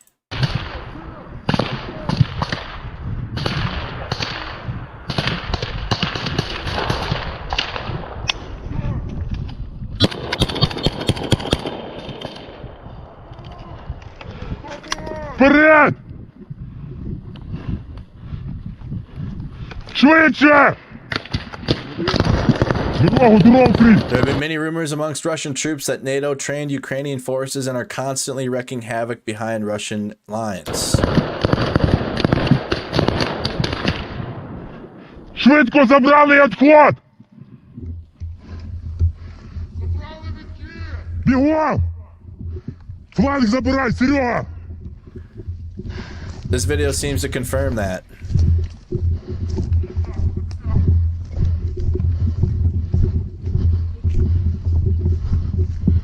Серега, крий дорогу!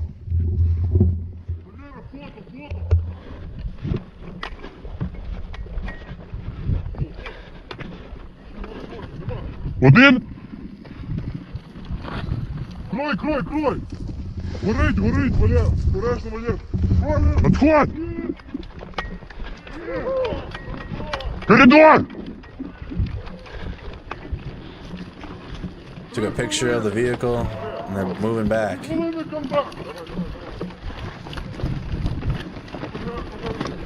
Давай, Андрюх. Пулеметчик вперед!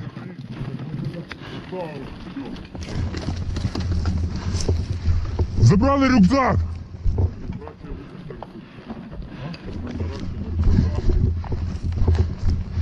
Швидше, швидше, майно забрали.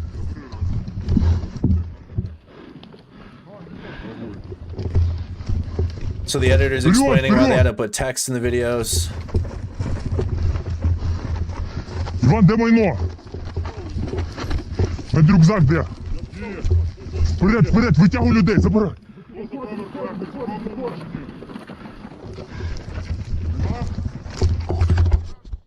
So in the beginning of that was a Ukrainian. Oh, we can't watch that. Oh yeah, they'll ding us. Don't. At the beginning of this, it just showed Ukrainian SOF team moving in on that vehicle. You can see on an ambush onto a Russian unit, and then they saw that they had destroyed that Russian target and that vehicle. The vehicle was turned over. They went and took a picture of it and went back into the tree line. They moved up, destroyed everyone, destroyed all the enemies, and then moved back into the tree line, in and out. Quick SOF movements. Just that was that a team of 1, 2, 3, 4, 5, 6, probably like a team of 8 there, maybe 2 guys off camera, 1 guy with the camera, 1, 2, 3, 4, 5, 6, 7 guys. 7th guy's got the camera, likely 1 more. Small teams moving in. So that's from War Leaks showing the Ukrainian counteroffensives. Now we're going to go to Rob Lee's timeline of combat videos and clips and military videos. Here's a captured Russian T-72B3 tank pulling another captured Russian T-72B3 tank.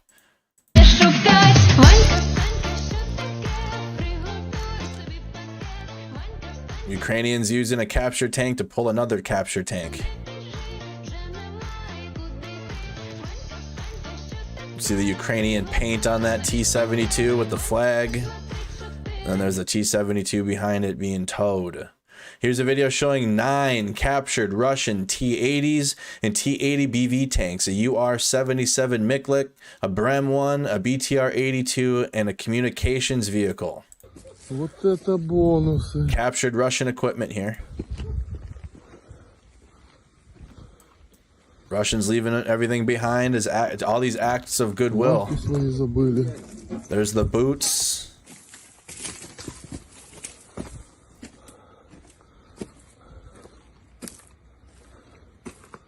Вообще не бит, не крашен. Новенький. Может сразу ехать на работу. And some tea. Look at it. They just left them right where they were. Как все интересно.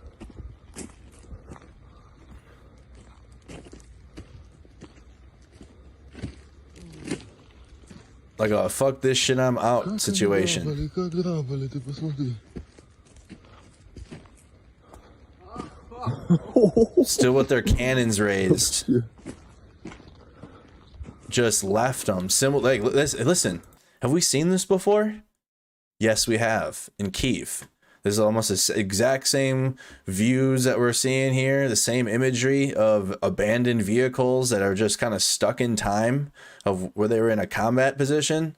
Yeah, the Russians just abandoned those, and they're abandoning the vehicles here in the east too. The south is next. Kherson's next. We've seen this movie.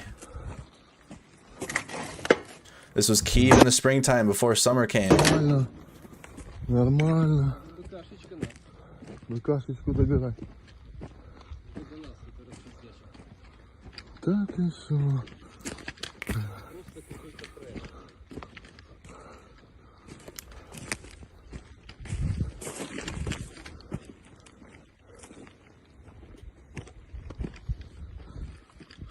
Remarkable. I mean, we saw this was Kyiv in at the end of April, beginning of May. Some T-80s there in view. Trying to see if I see anything interesting sticking out, but just Russian like troops, or excuse me, boots on the ground, Russian clothing. You can see their trash. Ты себе БМПшку возьмешь?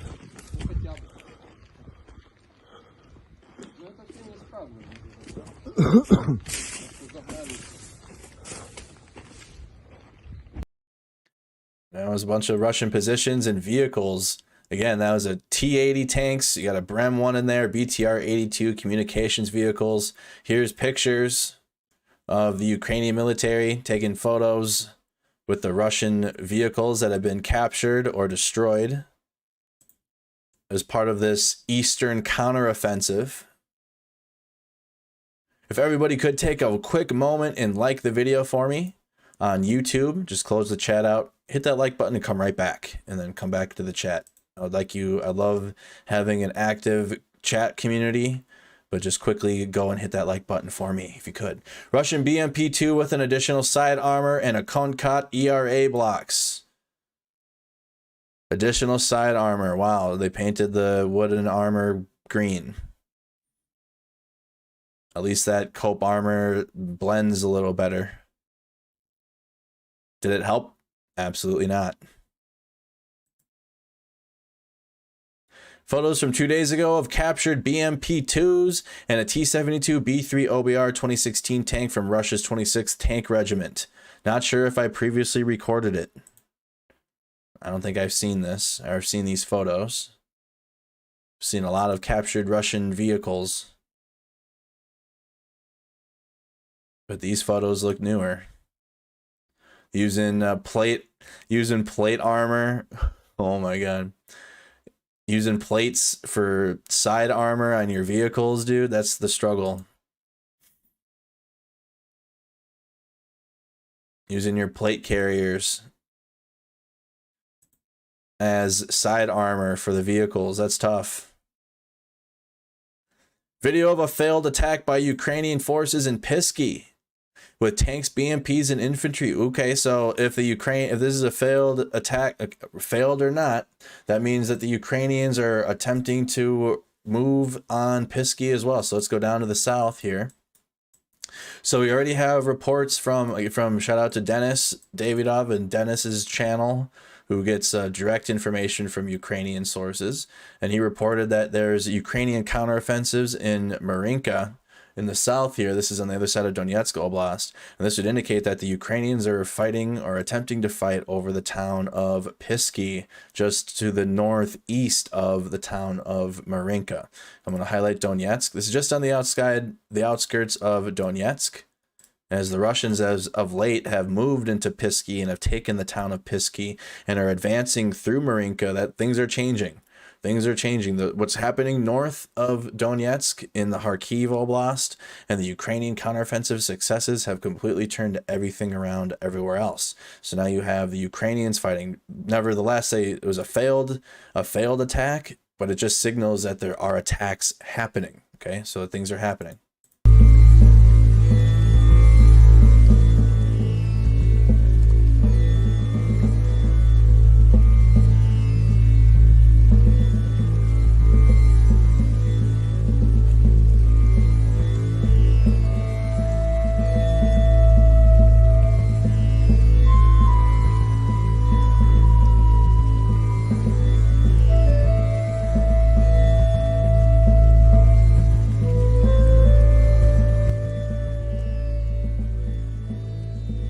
They're choosing interesting music. This is a Russian source.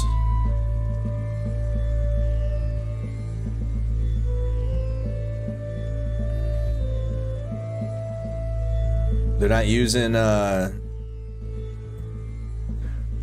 racing menu music anymore, it seems like. They got this Zen shit going on.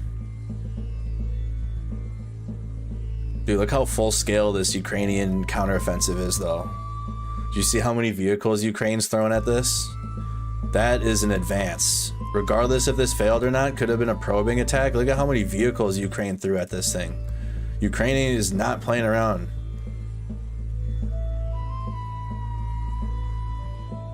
You see the Ukrainians backing up into the wood line there. So although this attack failed and the Ukrainians were repelled here, and you see them having to retreat, this looks like a probing attack. Look at how much they sent at this thing. This looks like a scene this looks like something out of like Battlefield. Look at how many vehicles they sent. Look at, they got like what, a two T-80s there. There's a BTR, BMP. How many vehicles Ukraine's thrown at this? They probed it, seeing what the hell is going on here, seeing the Russian capabilities, and then they retreat on back. And it's not like the Russians retreat. The Russians are in a full-scale retreat. The Ukrainians are advancing. So this was a probing attack to see what the hell the Russians got here, and the Ukrainians will be back. And this is in the town of Pisky on the other side of Donetsk. The Ukrainians trying to get that front line back to where it used to be. And then we'll see if they can advance any further into Donetsk. It's going to be very difficult, though. The Russians have defensive lines in Donetsk that have been there for nearly 10 years. Similarly to why the Russians haven't been able to punch through the Ukrainians' defensive lines, and why they're having to go around directly instead of directly advancing onto Advidka and Bakhmut, because of how strong those Ukrainian defensive lines are. The Russians' defensive lines are strong.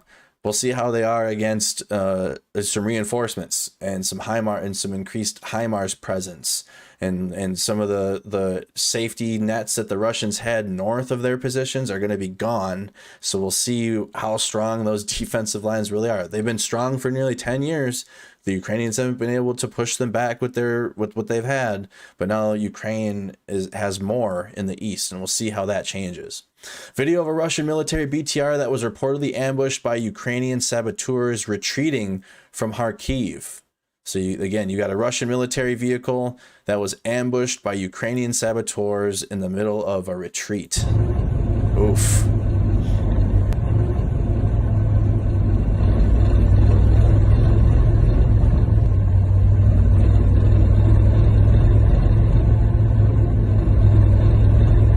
Also, we have a super chat from Wendy. I'm sorry I didn't see that till right now. Thank you for the $20 super chat to Wendy Shifsky. I didn't see that till right now. Thank you so much.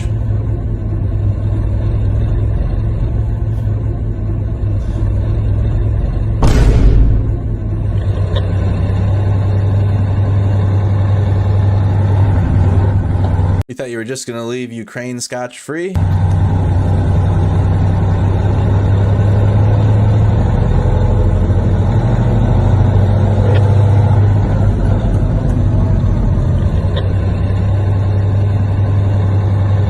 This video of Russians retreating from the Kharkiv Oblast. One more time. Here's the BTR that was destroyed on its way out.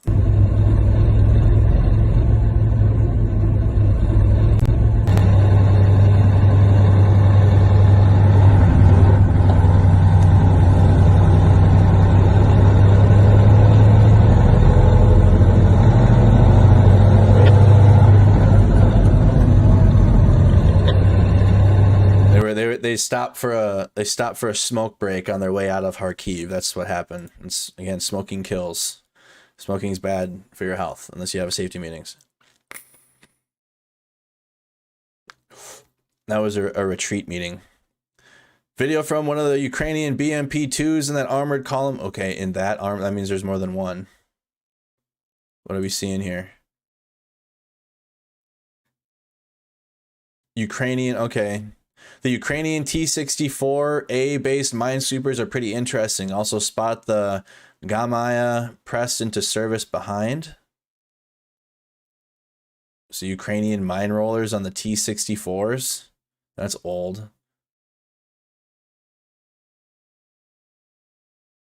Okay, so this was in 2020. A Kharkiv armored plant fulfilled the order of 6 minesweepers. They only have 6 of them. And this is showing those mine rollers.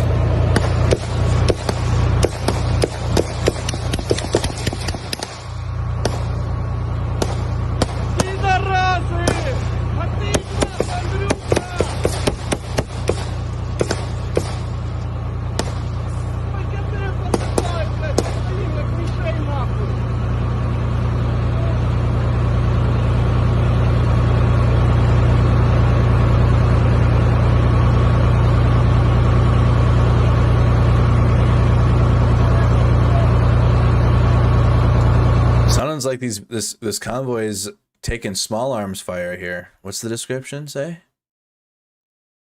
Engaging with a Russian BMP. Okay. This is the same convoy from that mine roller is what it was signaling. That's whenever it has the description signaling that there's another video, another piece of media to it, it was that picture. So that's what it was referring to. I thought there was another part to the video.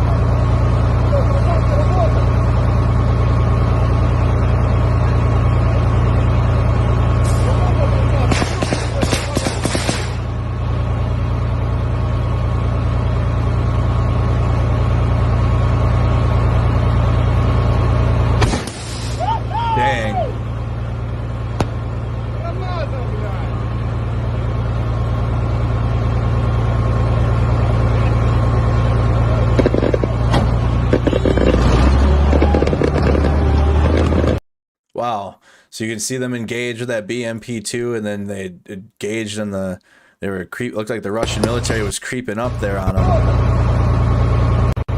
And they suppressed the enemy in this tree line very close. Oops. Dang. So that's a Ukrainian convoy engaging with a Russian BMP-2, taking some small arms fire as well. Video of Ukrainian troops on a YPR 765 armored vehicles with T-72 tanks, possibly in Zaporizhia.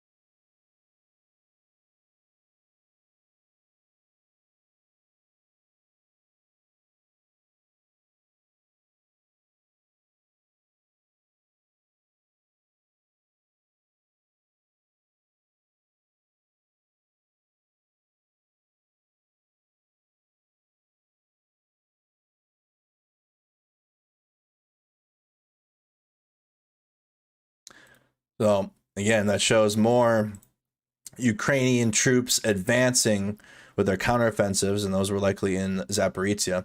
Another video of the same account. So let's find the first one. This is what I was referencing when there's more than one. Okay, so this is part 2 of the same happenings, the same group of soldiers and the same convoy. Нас відправляють саме пекло. Хуй його знає, що ми будемо живі. Але якщо хтось знайде мій телефон, не плачте по нас. Ми були здравими ребятами і любили своїх рідних. Да. Ну все, з Богом. All right, is there more from that? What do we got here? What's his? We can just search him, right? You know. No, I don't want to watch that. Oh my God, this is the real cancer. Okay, FROST. What's his TikTok? See if they have any other videos. FR0STMORN. See if they have any other videos of what's going on there. Why? Thank you. I'm not a bot. Okay, so there's a couple. Okay. I'm going to follow this account, I suppose. Not many videos posted, just those recent two. What's this one from? This is from August 27th, so that's old at this point. Just these two recent videos. This is from 2 days ago, so here's the original video. Нас відправляють саме пекло. Хуй його знає, що ми будемо живі. Але якщо хтось знайде мій телефон, не плачте по нас. Ми були здравими ребятами і любили своїх рідних. Да. Ну все з Богом. Coming right from where it originates from. I thought there'd be more, but apparently not. That's all he's posted. So let's continue on. I think John's. Oh, we do have a war diary from John. Oh, we'll get to that after Rob. We'll get to John after Rob. I did not think that there was an update from John Sweeney, but we do have one. He's in London though. Ukrainian troops on a BMP from 3 days ago in Kharkiv. Getty Images just getting all in the mix.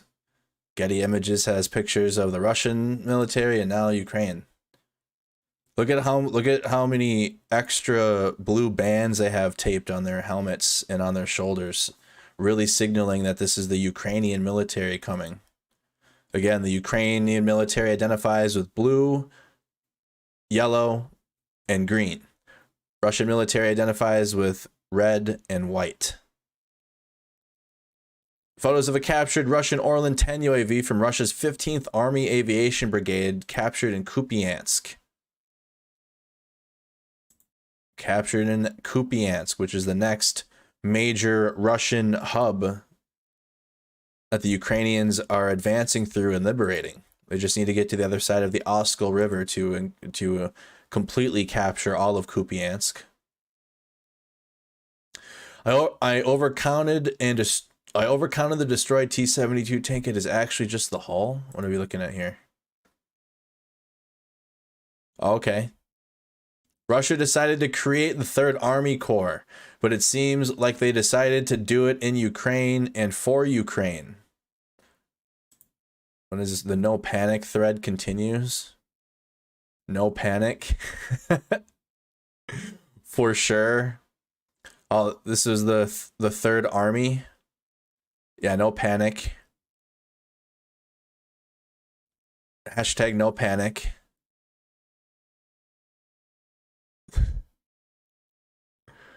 As the civilians are all over the Russian military equipment. This looks just like Kyiv.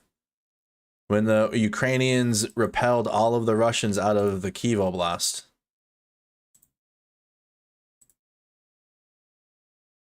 Not bad. That's a 2S1. That's a artillery system, or a howitzer, I should say. There's one of their cranes. Some CAM AZ vehicles, some troop transport vehicles. Yeah. And we saw this the whole clip of all of the Russian vehicles that are just left behind. What do you mean you can't believe they left all this stuff? They've been doing this since the beginning. They've been leaving their stuff. How quickly everyone forgot Kyiv when they left all of their stuff there too. That's how Kyiv was able to have the parade of dead Russian vehicles. That shout out to Mehmet for sharing with Mercado Media, walking through the streets of Kyiv, showing all the vehicles Russia left for them. The no panic thread. So in total, you got 8 MTLBs, 6 BTRs, 1 BTR com variant, 2 T-72s, 2 BMPs, 1 MSTAB, 3 to 4 MSTASs, 1 2S3 Akatsia, that's the howitzer, so it's a 2S3, as I was, 2S3 Akatsia howitzer, 1 Ural truck, 2 CAM AZ trucks, and then destroyed vehicles were the TOS-1 Alpha thermobaric multiple launch rocket system, T-72 tanks, and 1 tank, a BMP, and a Ural truck comprised of all of the vehicles that were left or destroyed. The Russian Ministry of Defense posted a video of Bernikov handing out awards last week to Western military district soldiers. Oh, this is the guy that was replaced. So Alexander Lapin's in charge again. So Lapin lost his command. Now he's in charge again. So this is Berdnikov handing out awards last week to orcs, handing out orc awards. Who is the biggest orc of the month in Ukraine? And now he's no longer the commander. Now they're on to another one. Or Lapin's back in charge again. Just having a carousel of military commanders. Half of the soldiers fled in their vehicles in the first hours of the offensive. Those stranded grew desperate. Some residents overheard their radio pleas to unit commanders for someone to come get them. They said that you're on your own. I'm guessing this is in response. This is the Russians. What do we got here? Amid Ukraine's startling gains, liberated. I'm not buying. So, what does it say? The headline: Russian troops dropping rifles and fleeing. So this is just an excerpt from that. Half of the soldiers fled. They said, you're on your own. They came into our houses to take clothes, and so the drones wouldn't see them in uniforms. They took our bicycles. So they took civilian clothes and changed out of their military uniforms to flee. They took bicycles. 2 of them pointed guns at my ex-husband until he handed them his car keys. Just no honor at all in the Russian military. Just a military full, or whatever they sent into Ukraine, all these volunteer units, just a bunch of useless, spineless orcs. No honor. Cowards. They deserve everything that comes to them. A rare Russian, and I'm a veteran, so I served for the U.S. Army. I served in the U.S. military for 8 years with a deployment in support of Operation Enduring Freedom. So that's why I feel more comfortable in saying that another military is garbage, because I myself spent time in one. Here's more Russian vehicles captured. Here's a rare Russian 2S-23 Nona SVK 120mm mortar captured in Izium. So you got a mortar system captured here in Izium. Ukrainian BT-4 column in Kharkiv Oblast, including a rare BTR-4M developed as part of a tender for the Indonesian Marine Corps. Okay, so Ukrainian BTR-4 columns in Kharkiv. Here's an American Max Pro MRAP in Ukrainian service. We did get reports, as I think it was the last care package of weapons to Ukraine from the U.S. included Max Pros and more MRAPs, and now here is Ukraine using them. I did a whole video diving into what Max Pros and MRAPs are. There they are.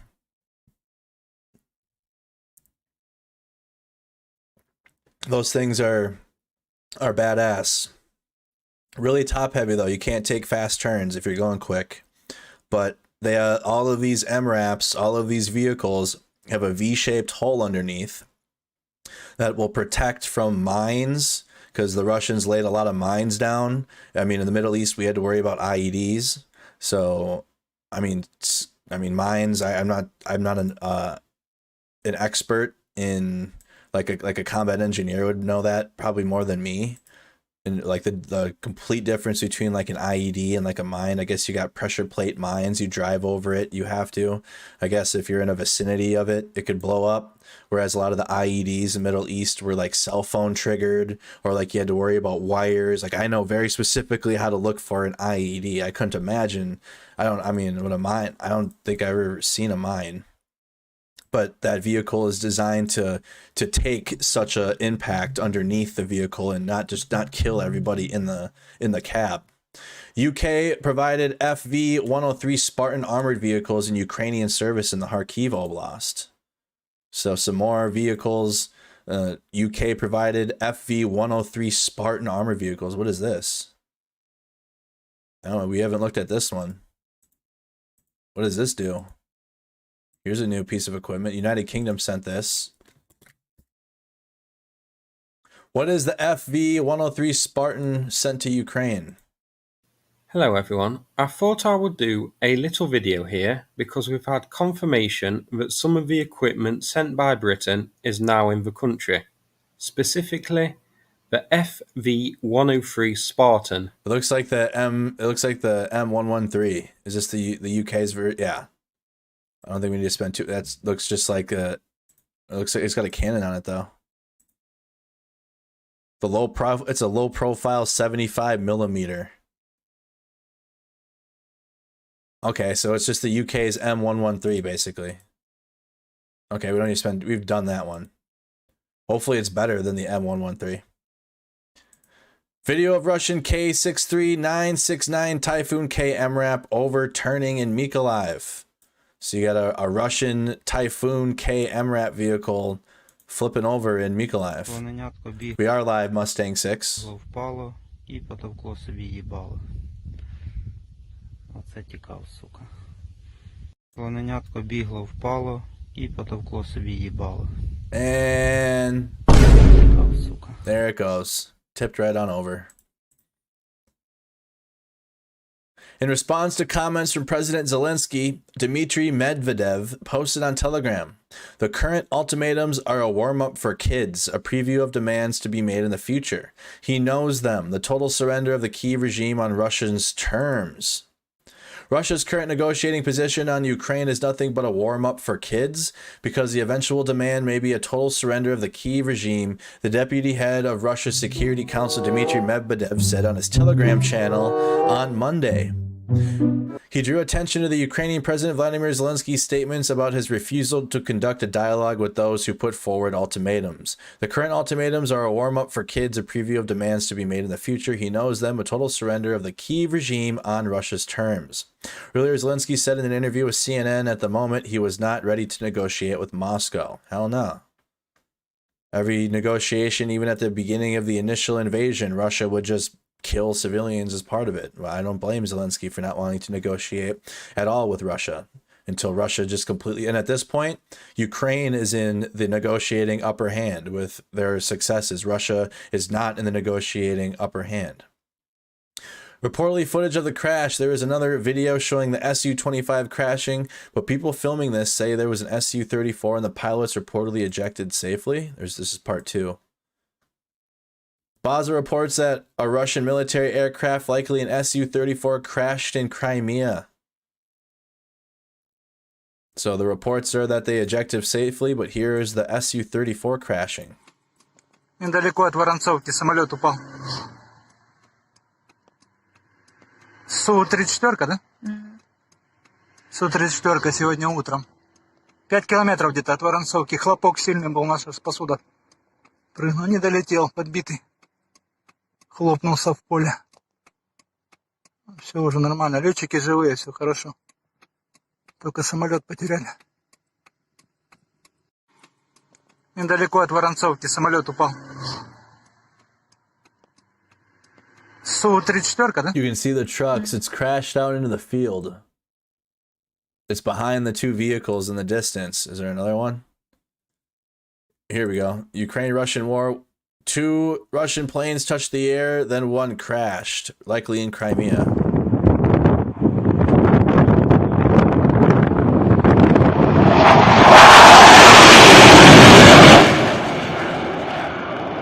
Oh.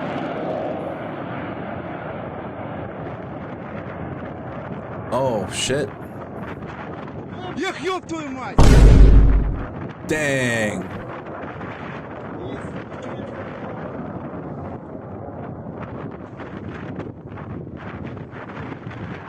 Oof.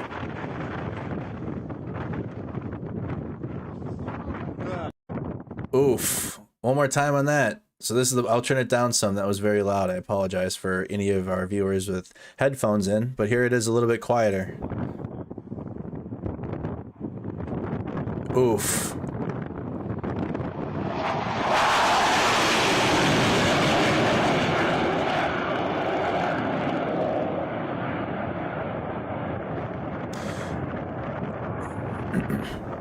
Oof.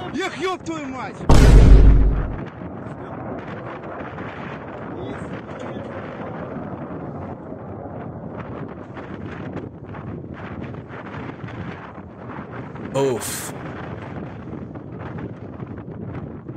We got a super chat. Merc, you think the Ukrainian soldiers involved in this offensive are the tens of thousands trained in the UK and the US? Likely, surely. I'm sure a chunk of them. But also Ukraine's been at war for I mean, heavy war for 6 months now, straight. So, I mean, a lot of their knowledge has been, you know, been out there experiencing it themselves and having to fight and learn. But yeah, a lot of the training that Ukrainian soldiers received was from NATO forces, but we've been training Ukrainians for years now, well before that this invasion began. So likely, but also in the Kharkiv Oblast, you got like the Ukrainian special forces units that are there that we've been watching, not the Terra unit. I can't think of the specific name of the Kraken unit. The Kraken special forces. We've been watching their videos of their counteroffensives and how they got rid of all of the Russian troops in the Kyiv Oblast near Sumy, advancing towards Kyiv. So these Ukrainian forces, like their special forces units, a lot of it has been the size of the elements of the Ukrainian troops going into Russian territory. They've been much smaller, much more equipped, much more like guerrilla style warfare, like kind of how the United States lost in Vietnam, in a sense. Like it's Ukrainian territory. They know their land better than the Russians. They are moving better than the Russians in general. They're probing, prodding, moving in smaller teams, taking out key Russian infrastructure, going back, going forward, going back, saying, hey, we're launching a counteroffensive. Oops, nope, that real counteroffensive is in the east. So they're winning the information war too. They're not just winning the war on the ground. Ukraine's winning the information battle. Lots of things are taking place here. Lots of things. 3 captured Russian tanks in Sporiv, but good question. Kharkiv Oblast looks like 1 T-72 and 2 T-72Bs, OBR 1989. Ukraine will be Russia's Vietnam. They're getting destroyed, just like we got destroyed in Vietnam too. That's it at the end of that video. That's the end of the timeline from Rob Lee. Ukraine War Video Report on Reddit. Let's go to the Ukraine War Video Report, the mega thread. Any videos we might have missed. Russian soldier forgot his socks and uniform running away from his positions. Кажуть стосовно Росії, там кажуть, росіяни пишуть, що я 200 чи ще щось, і що ми такі ті. Oh, you're right. We'll go to John Sweeney next. Thank you, Cho. Сильні, немужні. І Росія йде вперед, і Росія за мир. Дивіться, бачите? Це російський військовий, який просто втікав і втікаючи забув усе. Забув навіть носочки взяти з собою. Коли ви кажете, що я там 200 чи ще щось, хочу вам показати лише одне. Оцей шеврон людини, яка зараз 200. Тому дуже шкода, що вони помирають на нашій землі, тому що вони гниють в нашій землі своєю токсичністю, так сказати, да? Так би мовити. Ну, тепер ми знаємо, хто 200. Let's go to John Sweeney before I forget. Thank you for reminding me, Cheryl. John posted a war diary from day 201. Won't he nuke us at all? We got a $20 super chat from Chungus. 718 watching and only 2 super chats. I challenge the viewers to make a donation no matter what size. Don't feel obligated. Thank you, Sweaty, for that request. But don't feel obligated. Thank you for just choosing Mercado Media as your source for information. Thank you to everybody for choosing Mercado Media. Don't feel obligated at all, but thank you, Chungus. Day 201 of Vladimir Putin's war. Will he, won't he, nuke us all? Vladimir Putin's catastrophic mistake in invading Ukraine is now falling apart. His defeat of his Russian killing machine in the Kharkiv Oblast is overwhelming, and once an army starts running away, it's very, very difficult to turn it round. I don't think that's going to happen. So what does Putin do next? Does he reach for the nuclear button? I don't think so. The reason I don't think so, because I don't think he's suicidal. He doesn't want to kill himself. His defeat is not total, it's relative. So he still wants to maintain power in Russia. What he has failed to do is to destroy Ukraine. There's a possibility, of course, that his defeat militarily will lead to political defeat. We'll see. Secondly, I think that if he does indeed try and push the nuclear button, he'll find it disconnected. His ability to use nuclear weapons is contingent upon the Kremlin's machinery obeying him. And now that was a given on on February 23rd. Now, far less so. As in Soviet times, when there was a mistaken belief that a Western military exercise, Broken Archer, was actually a real attempt to destroy the Soviet Union. Soviet colonels didn't push those buttons. Number three, I don't think he's going to do anything nasty in a serious way at the Zaporizhzhia nuclear plant because it's so close to Russia. If he tries and mucks around in that way, it'll really damage the European economy, and the Chinese won't like that. Once again, Vladimir Putin is a fragile monster. He's more afraid of us and what we can do than we should be of him. I think he's in serious trouble, and I think we're going to be okay. Love from London. Love from London. So in the past, Russia's already been threatened, like there's already been rhetoric in Russia, as he's mentioned, of like NATO doing exercises, and they threatened nuclear war, and the Russian military did not go through with it. So likely a coup coming in the Kremlin to overthrow Putin.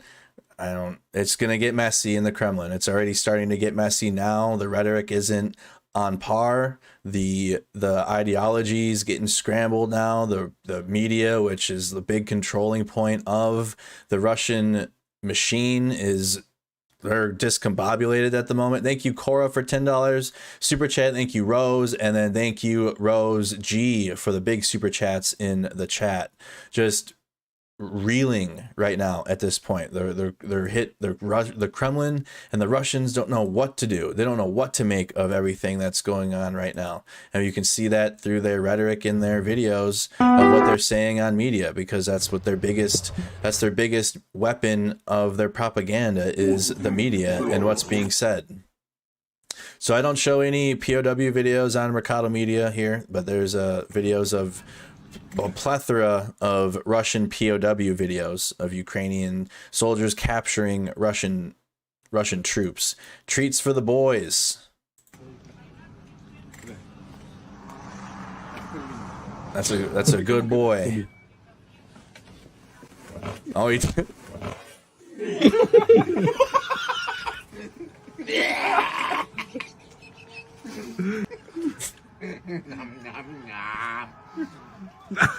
The dog thought the second treat was for him too, and for it. An AFU drone drop grenade and a T-80 hatch. Oops, that's a little loud. Here's a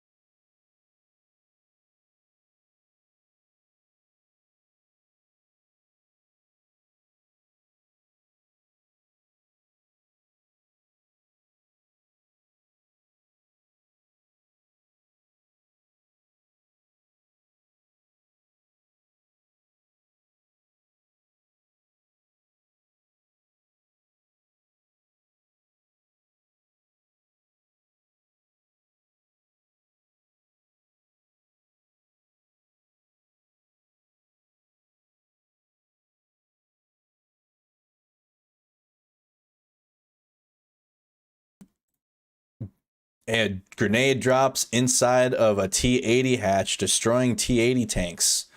Here's deputies from 18 municipal districts in Moscow, St. Petersburg, and Kolpino have called for Russian President Vladimir Putin's resignation, according to a petition with a list of signatures posted on Twitter. In Russia, a sign that frustration with Vladimir Putin and his unprovoked invasion is growing. Deputies from Okay, I didn't know it was CNN. Okay, we'll wait for more sources for that. But so right now, let's Google it. So let's do, what's the topic? Putin's resignation. Let's see if there's another source on that. CNN's resorted to being a talk show nowadays. Here, right from the Moscow Times. No offense to if you like CNN, it is what it is, but I feel CNN's like a talk show now. Russian city deputy, unless they're doing like on the ground reporting, which we've seen, but I like that. It looks like a talk show. Russian city deputies petition for Putin resignation. Dozens of municipal deputies from Moscow and St. Petersburg have called on Russian President Vladimir Putin to resign in an open letter published on Monday. The call for the Russian president to step down comes amid claims of vote rigging in this weekend's local and regional elections, as well as massive advance by Kyiv's forces that mark the biggest setback for Moscow's invasion of Ukraine. Its signatories also put themselves at risk for punishment under laws passed shortly after Russia invaded Ukraine that outlaw virtually all anti-war dissent. President Putin's actions are detrimental to the future of Russia and its citizens, reads a petition shared on Twitter. We demand for the resignation of Vladimir Putin from the position of president of the Russian Federation, initially signed by 19 deputies. Here it is. Mundeps demand Putin's resignation. Municipal deputies from 18 different districts of Moscow, St. Petersburg, Kolpino demand Putin's resignation. The text of the petition is concise and does not discredit anyone. If you are in a Mundep and want to join, you are welcome. Holy shit, dude. It's a mess. It's a mess in Russia. A coup is coming. There's going to be a coup in Russia. They're gonna have to take Putin out by force, however that happens. It's not gonna go down easy, but it's brewing. What's going on? It's brewing. Interesting Ukrainian gear. Mobile hospital name the Kovcheg. What is this thing? What is this monstrosity?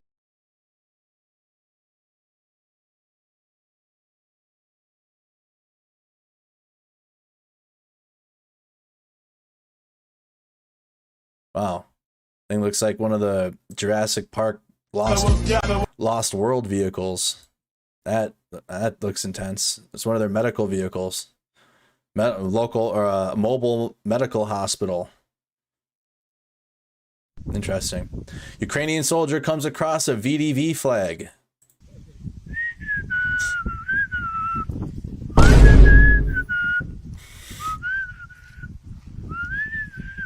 That was not Tupac, that was Coolio. Come on, F. Mertz.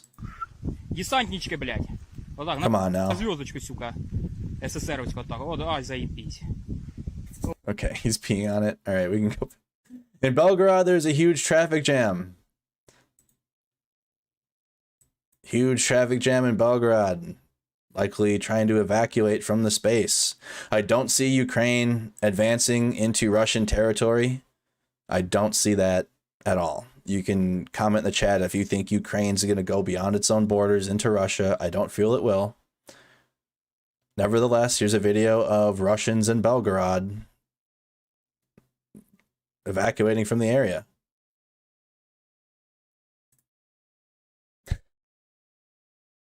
Shotgun, you're not the first person that's literally said the same thing.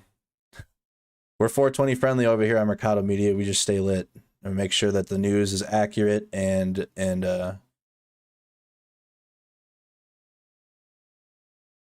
fair and accurate.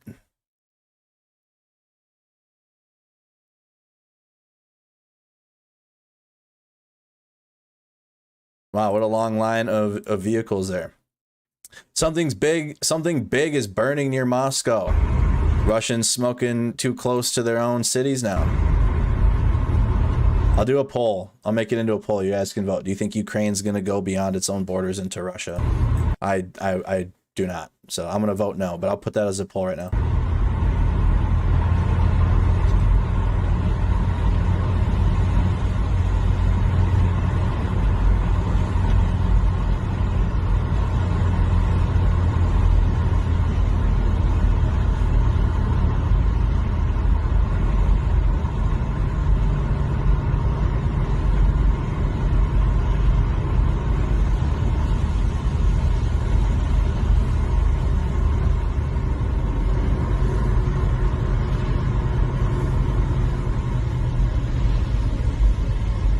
Facebook, I'll do one for y'all now too. I haven't forgot about y'all, Facebook.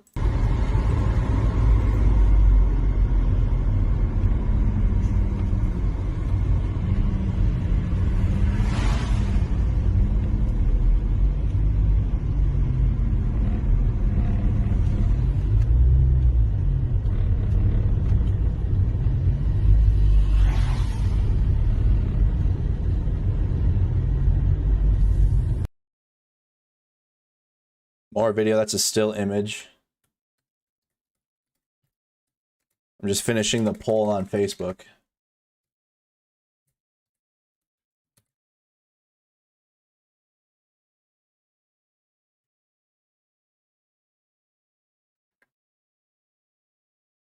All right, so I got a poll up on YouTube going right now. We're sitting at 18. So I asked, do you think Ukraine will advance beyond its own borders into Russia? 18% say yes, 75% say no, and 7% are unsure. I just activated it on Facebook, so all 75 of y'all, you should be getting a poll coming up now. Ooh, so this is a not safe for work video. I'm going to skip this, but if you go to the Ukraine War Video Report, it's just a bunch of videos. This is a graphic video, so I'm going to skip past it, but just the description. Chechen troops loyal to Ramzan Kadyrov were found in the woods. I've seen that video already. Not safe for work. It's also shared into our Discord server. You guys can go check it out if you would like to, but I'm not going to play it for the stream because it's graphic in nature. The first evidence that a M9A4 HEMET recovery vehicle with LTAS armor cab also delivered from Ukraine to the US. So this is a HEMET. Is this a HEMET wrecker? I have training on that. Oh wow, there it is. Oh my goodness, we have HEMETs over in Ukraine too. So not only did they send MRAPs, they sent HEMET wreckers over there. I have training on those. So what you're seeing here, I'll see if I can find a video. M9A4. Super easy to explain these things. Let's do M98.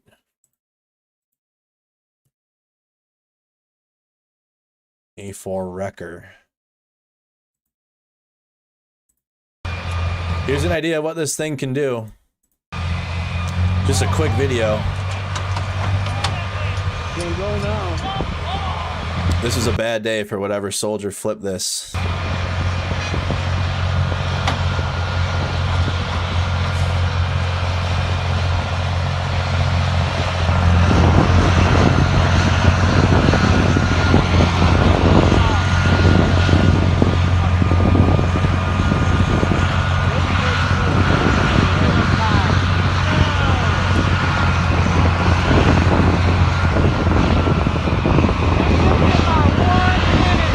Good video of the HEMET wrecker stuck in the mud. So how to recover.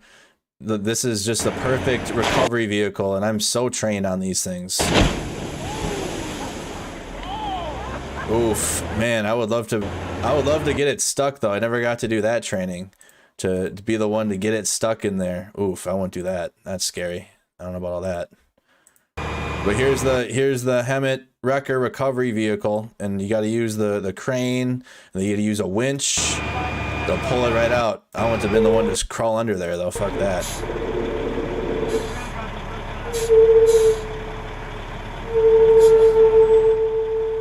There it is.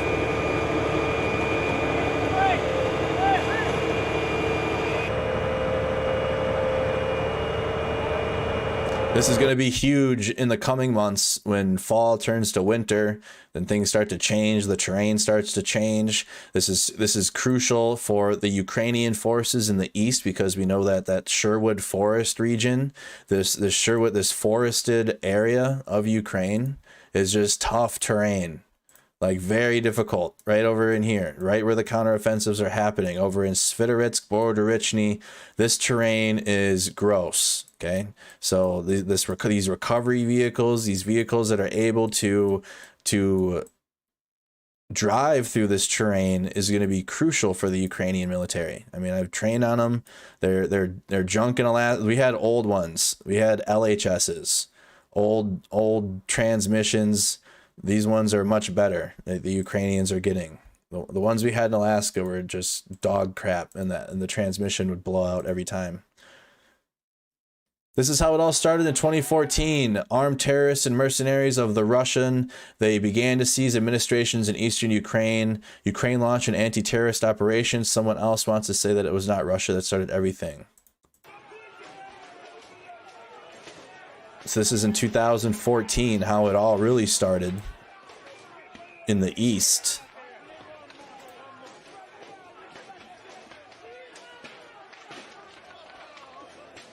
Look at that.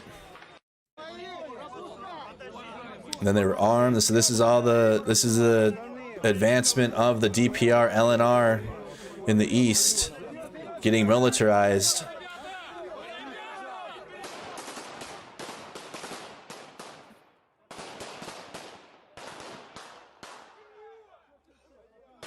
Pushback against it was met with deadly force.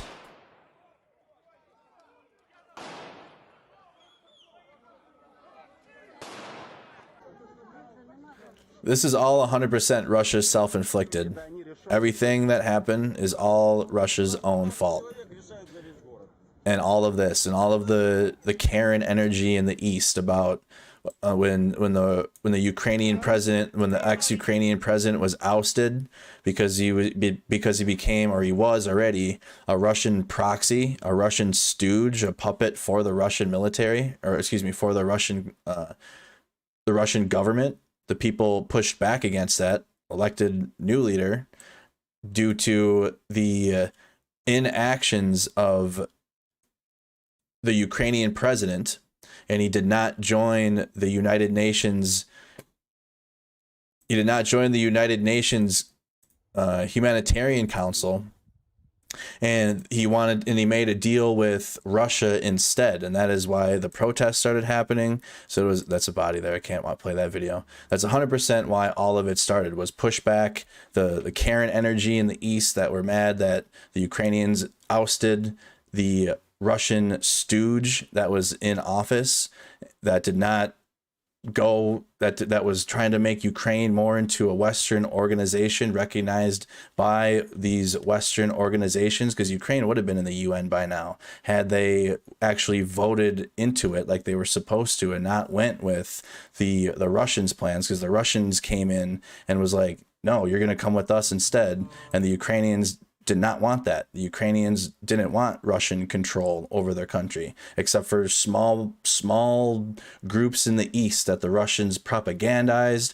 They played into their useful idiocy in the East. They propagandized all of the emotions of the ethnic Russians in the East, and it's just blowing up in their face completely, and it's going backwards. Now the ethnic Russians in the East aren't even going to continue fighting. They're laying down their rifles and are retreating, trying to get back into Russia. The moment a missile strike on a thermal power station in Kharkiv, the moment of the missile strike of the thermal power station in Kharkiv.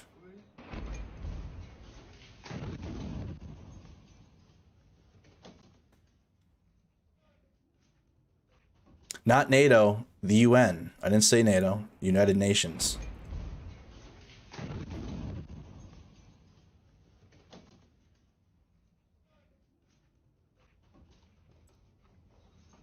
So Russians strike a thermal power station in Kharkiv. Ukrainian soldiers celebrating with champagne.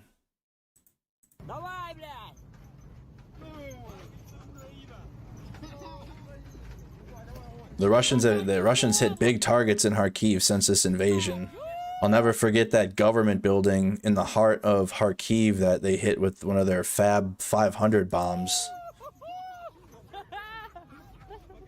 Well, here's Ukrainian soldiers and their counteroffensives cracking champagne. Celebrating with champagne. We saw that intense combat footage of Ukrainian troops ambushing a Russian vehicle. We saw that. Lots of not safe for work videos here on this timeline. They can't show of dead bodies, just dead Russians as the Ukrainian counteroffensives continue. Absolutely disgusting living conditions of Russian troops. So here's more of what the Russian fighting positions look like. Looks like they're crapping right next to where they're cooking. Yuck. Russian fighting positions. He said it looks like they're shitting next to where they're eating. Бачите, ну, все нормально, кухня, газова плитка, це у них стіл, тут вони хавали. А між столом і плиткою, ну ви зрозуміли, що це. Приближати не буду. Yuck. Ще трошки інформації про побут російських військових. Це у них кухня. Бачите, ну, все нормально, кухня. It's their stove. And then they that's odd. А між столом і плиткою. And that's where they pooped. Yuck. They're disgusting. No more Russian. Again, this is littered with dead Russian soldiers. I'm not playing it. But if you want to find it, it's a Ukraine War Video Report. Ukraine's 72nd Mechanized Brigade delivers a direct hit on a Russian BTR. Oof. One more time.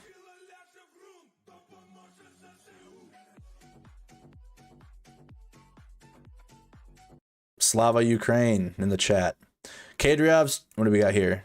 Kadriov's troops applying a tourniquet to a wounded fighter using a rope. Video probably taken during the Battle of Mariupol. That's old then.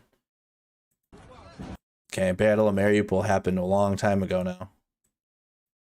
We'll skip past that. I'm trying to keep it relevant and accurate within the last 24 hours, but that's reflective, I suppose. Smoke is seen in vicinity of Taganrog, Russia, after it was reportedly struck by missiles. Where's the Taganrog, Russia? Where the hell is that? Taganrog, Russia. We're gonna have to go to the maps for this one.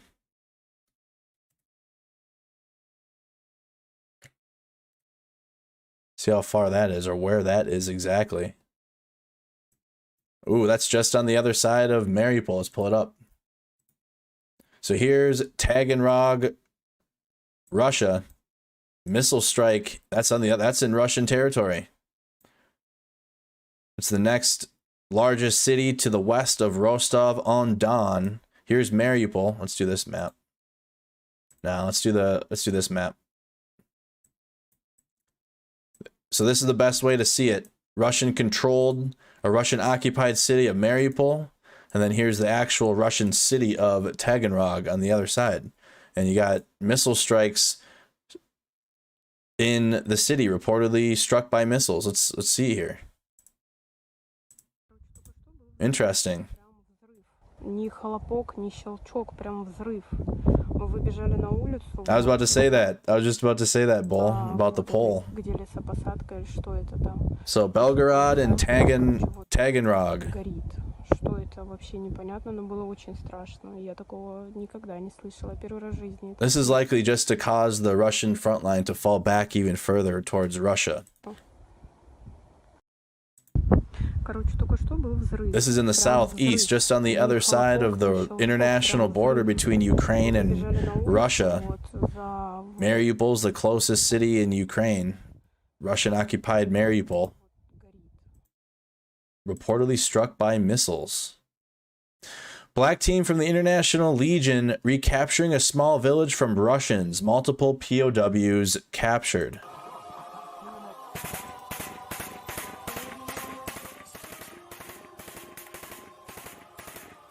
The International Legion Defense of Ukraine, the Black team.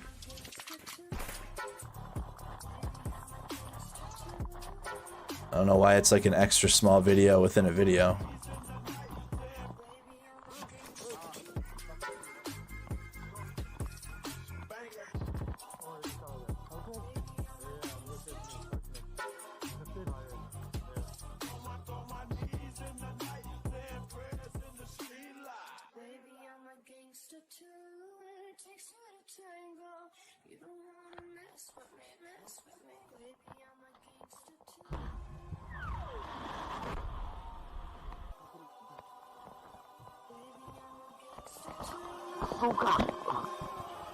International Legion combat footage.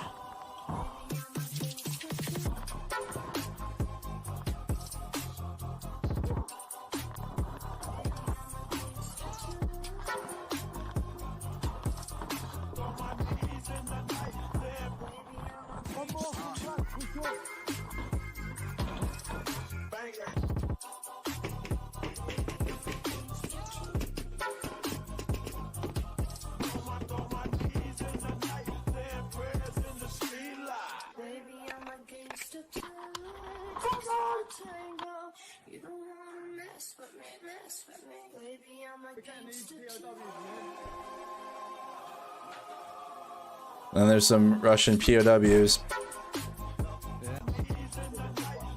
taking equipment. That was a good mix, though. Good mix of two songs. Multiple POWs and capturing a small village. I wonder if there's like a better video of that somewhere. That was really small to see. Here's another captured Russian 2A65 MSTAB. Нашел очередное барахло, блядь, орки, нахуй.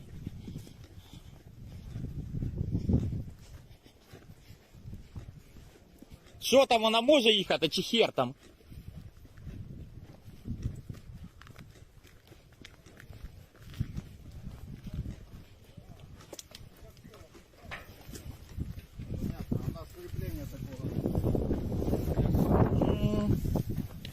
Тя-тя.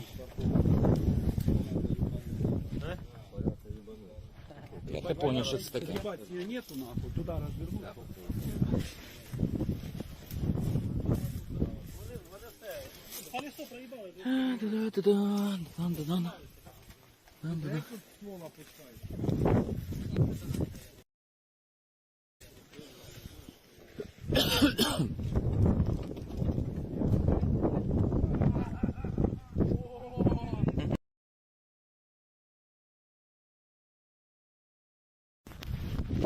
I had a different screen up there for a second. Destroyed Russian forces in Izium. I'm gonna have the summary up here soon. We're coming near the ending. If you guys want to join us for more live stream tonight, I'm going to be streaming video games to Snack Squad TV. I'm going to be playing The Last of Us Part 1, Chapter 4. Likely going to be the ending of the game. We're already like an hour late to it, but it's whatever. You already know that Mercado Media streams will go as long as they need to. But please join us over for some gaming streams on Snack Squad TV YouTube channel. Link in the description. Also, I'm just going to redirect everybody on YouTube into this live stream. So if you hang out in the YouTube chat, you should just be sent right into this live stream after we're finished up here going through video.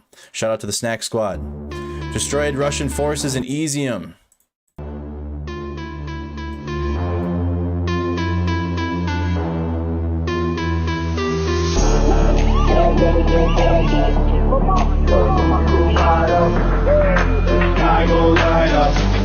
Everybody get my crew is all fired up. Y'all better just rise up. Everybody getting sized up. Before we all rise up. Start running your times up.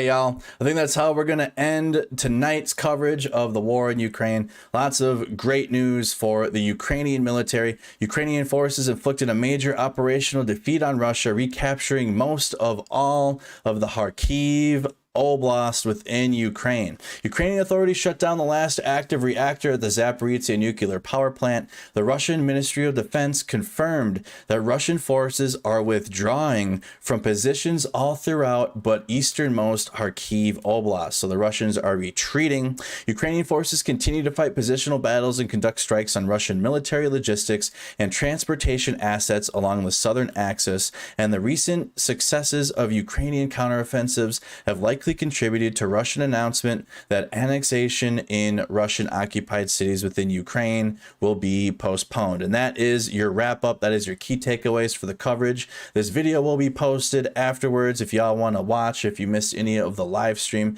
hit the like button, spam those reactions on Facebook, like the stream on YouTube. Make sure you're subscribed to Mercado Media on YouTube. Also, make sure you guys go to Mercado Media on Instagram. That's our newest platform that we're adding. We're at nearly 300 followers over there, but y'all go over to Mercado Media on Instagram. We're posting more Reels content that do get shared to Facebook as well. But if you guys want to see it on Instagram, you can see it over there. Hoping to see you guys all on Snack Squad TV for gaming streams and entertainment streams, but every single night here on Mercado Media at 8 p.m. Central, 9 p.m. Eastern, y'all can tune in to my coverage of the war in Ukraine. Like the video, subscribe, all that good stuff. See you guys on the next one. I'm Andy Mercado from Mercado Media. Have a good night, everybody.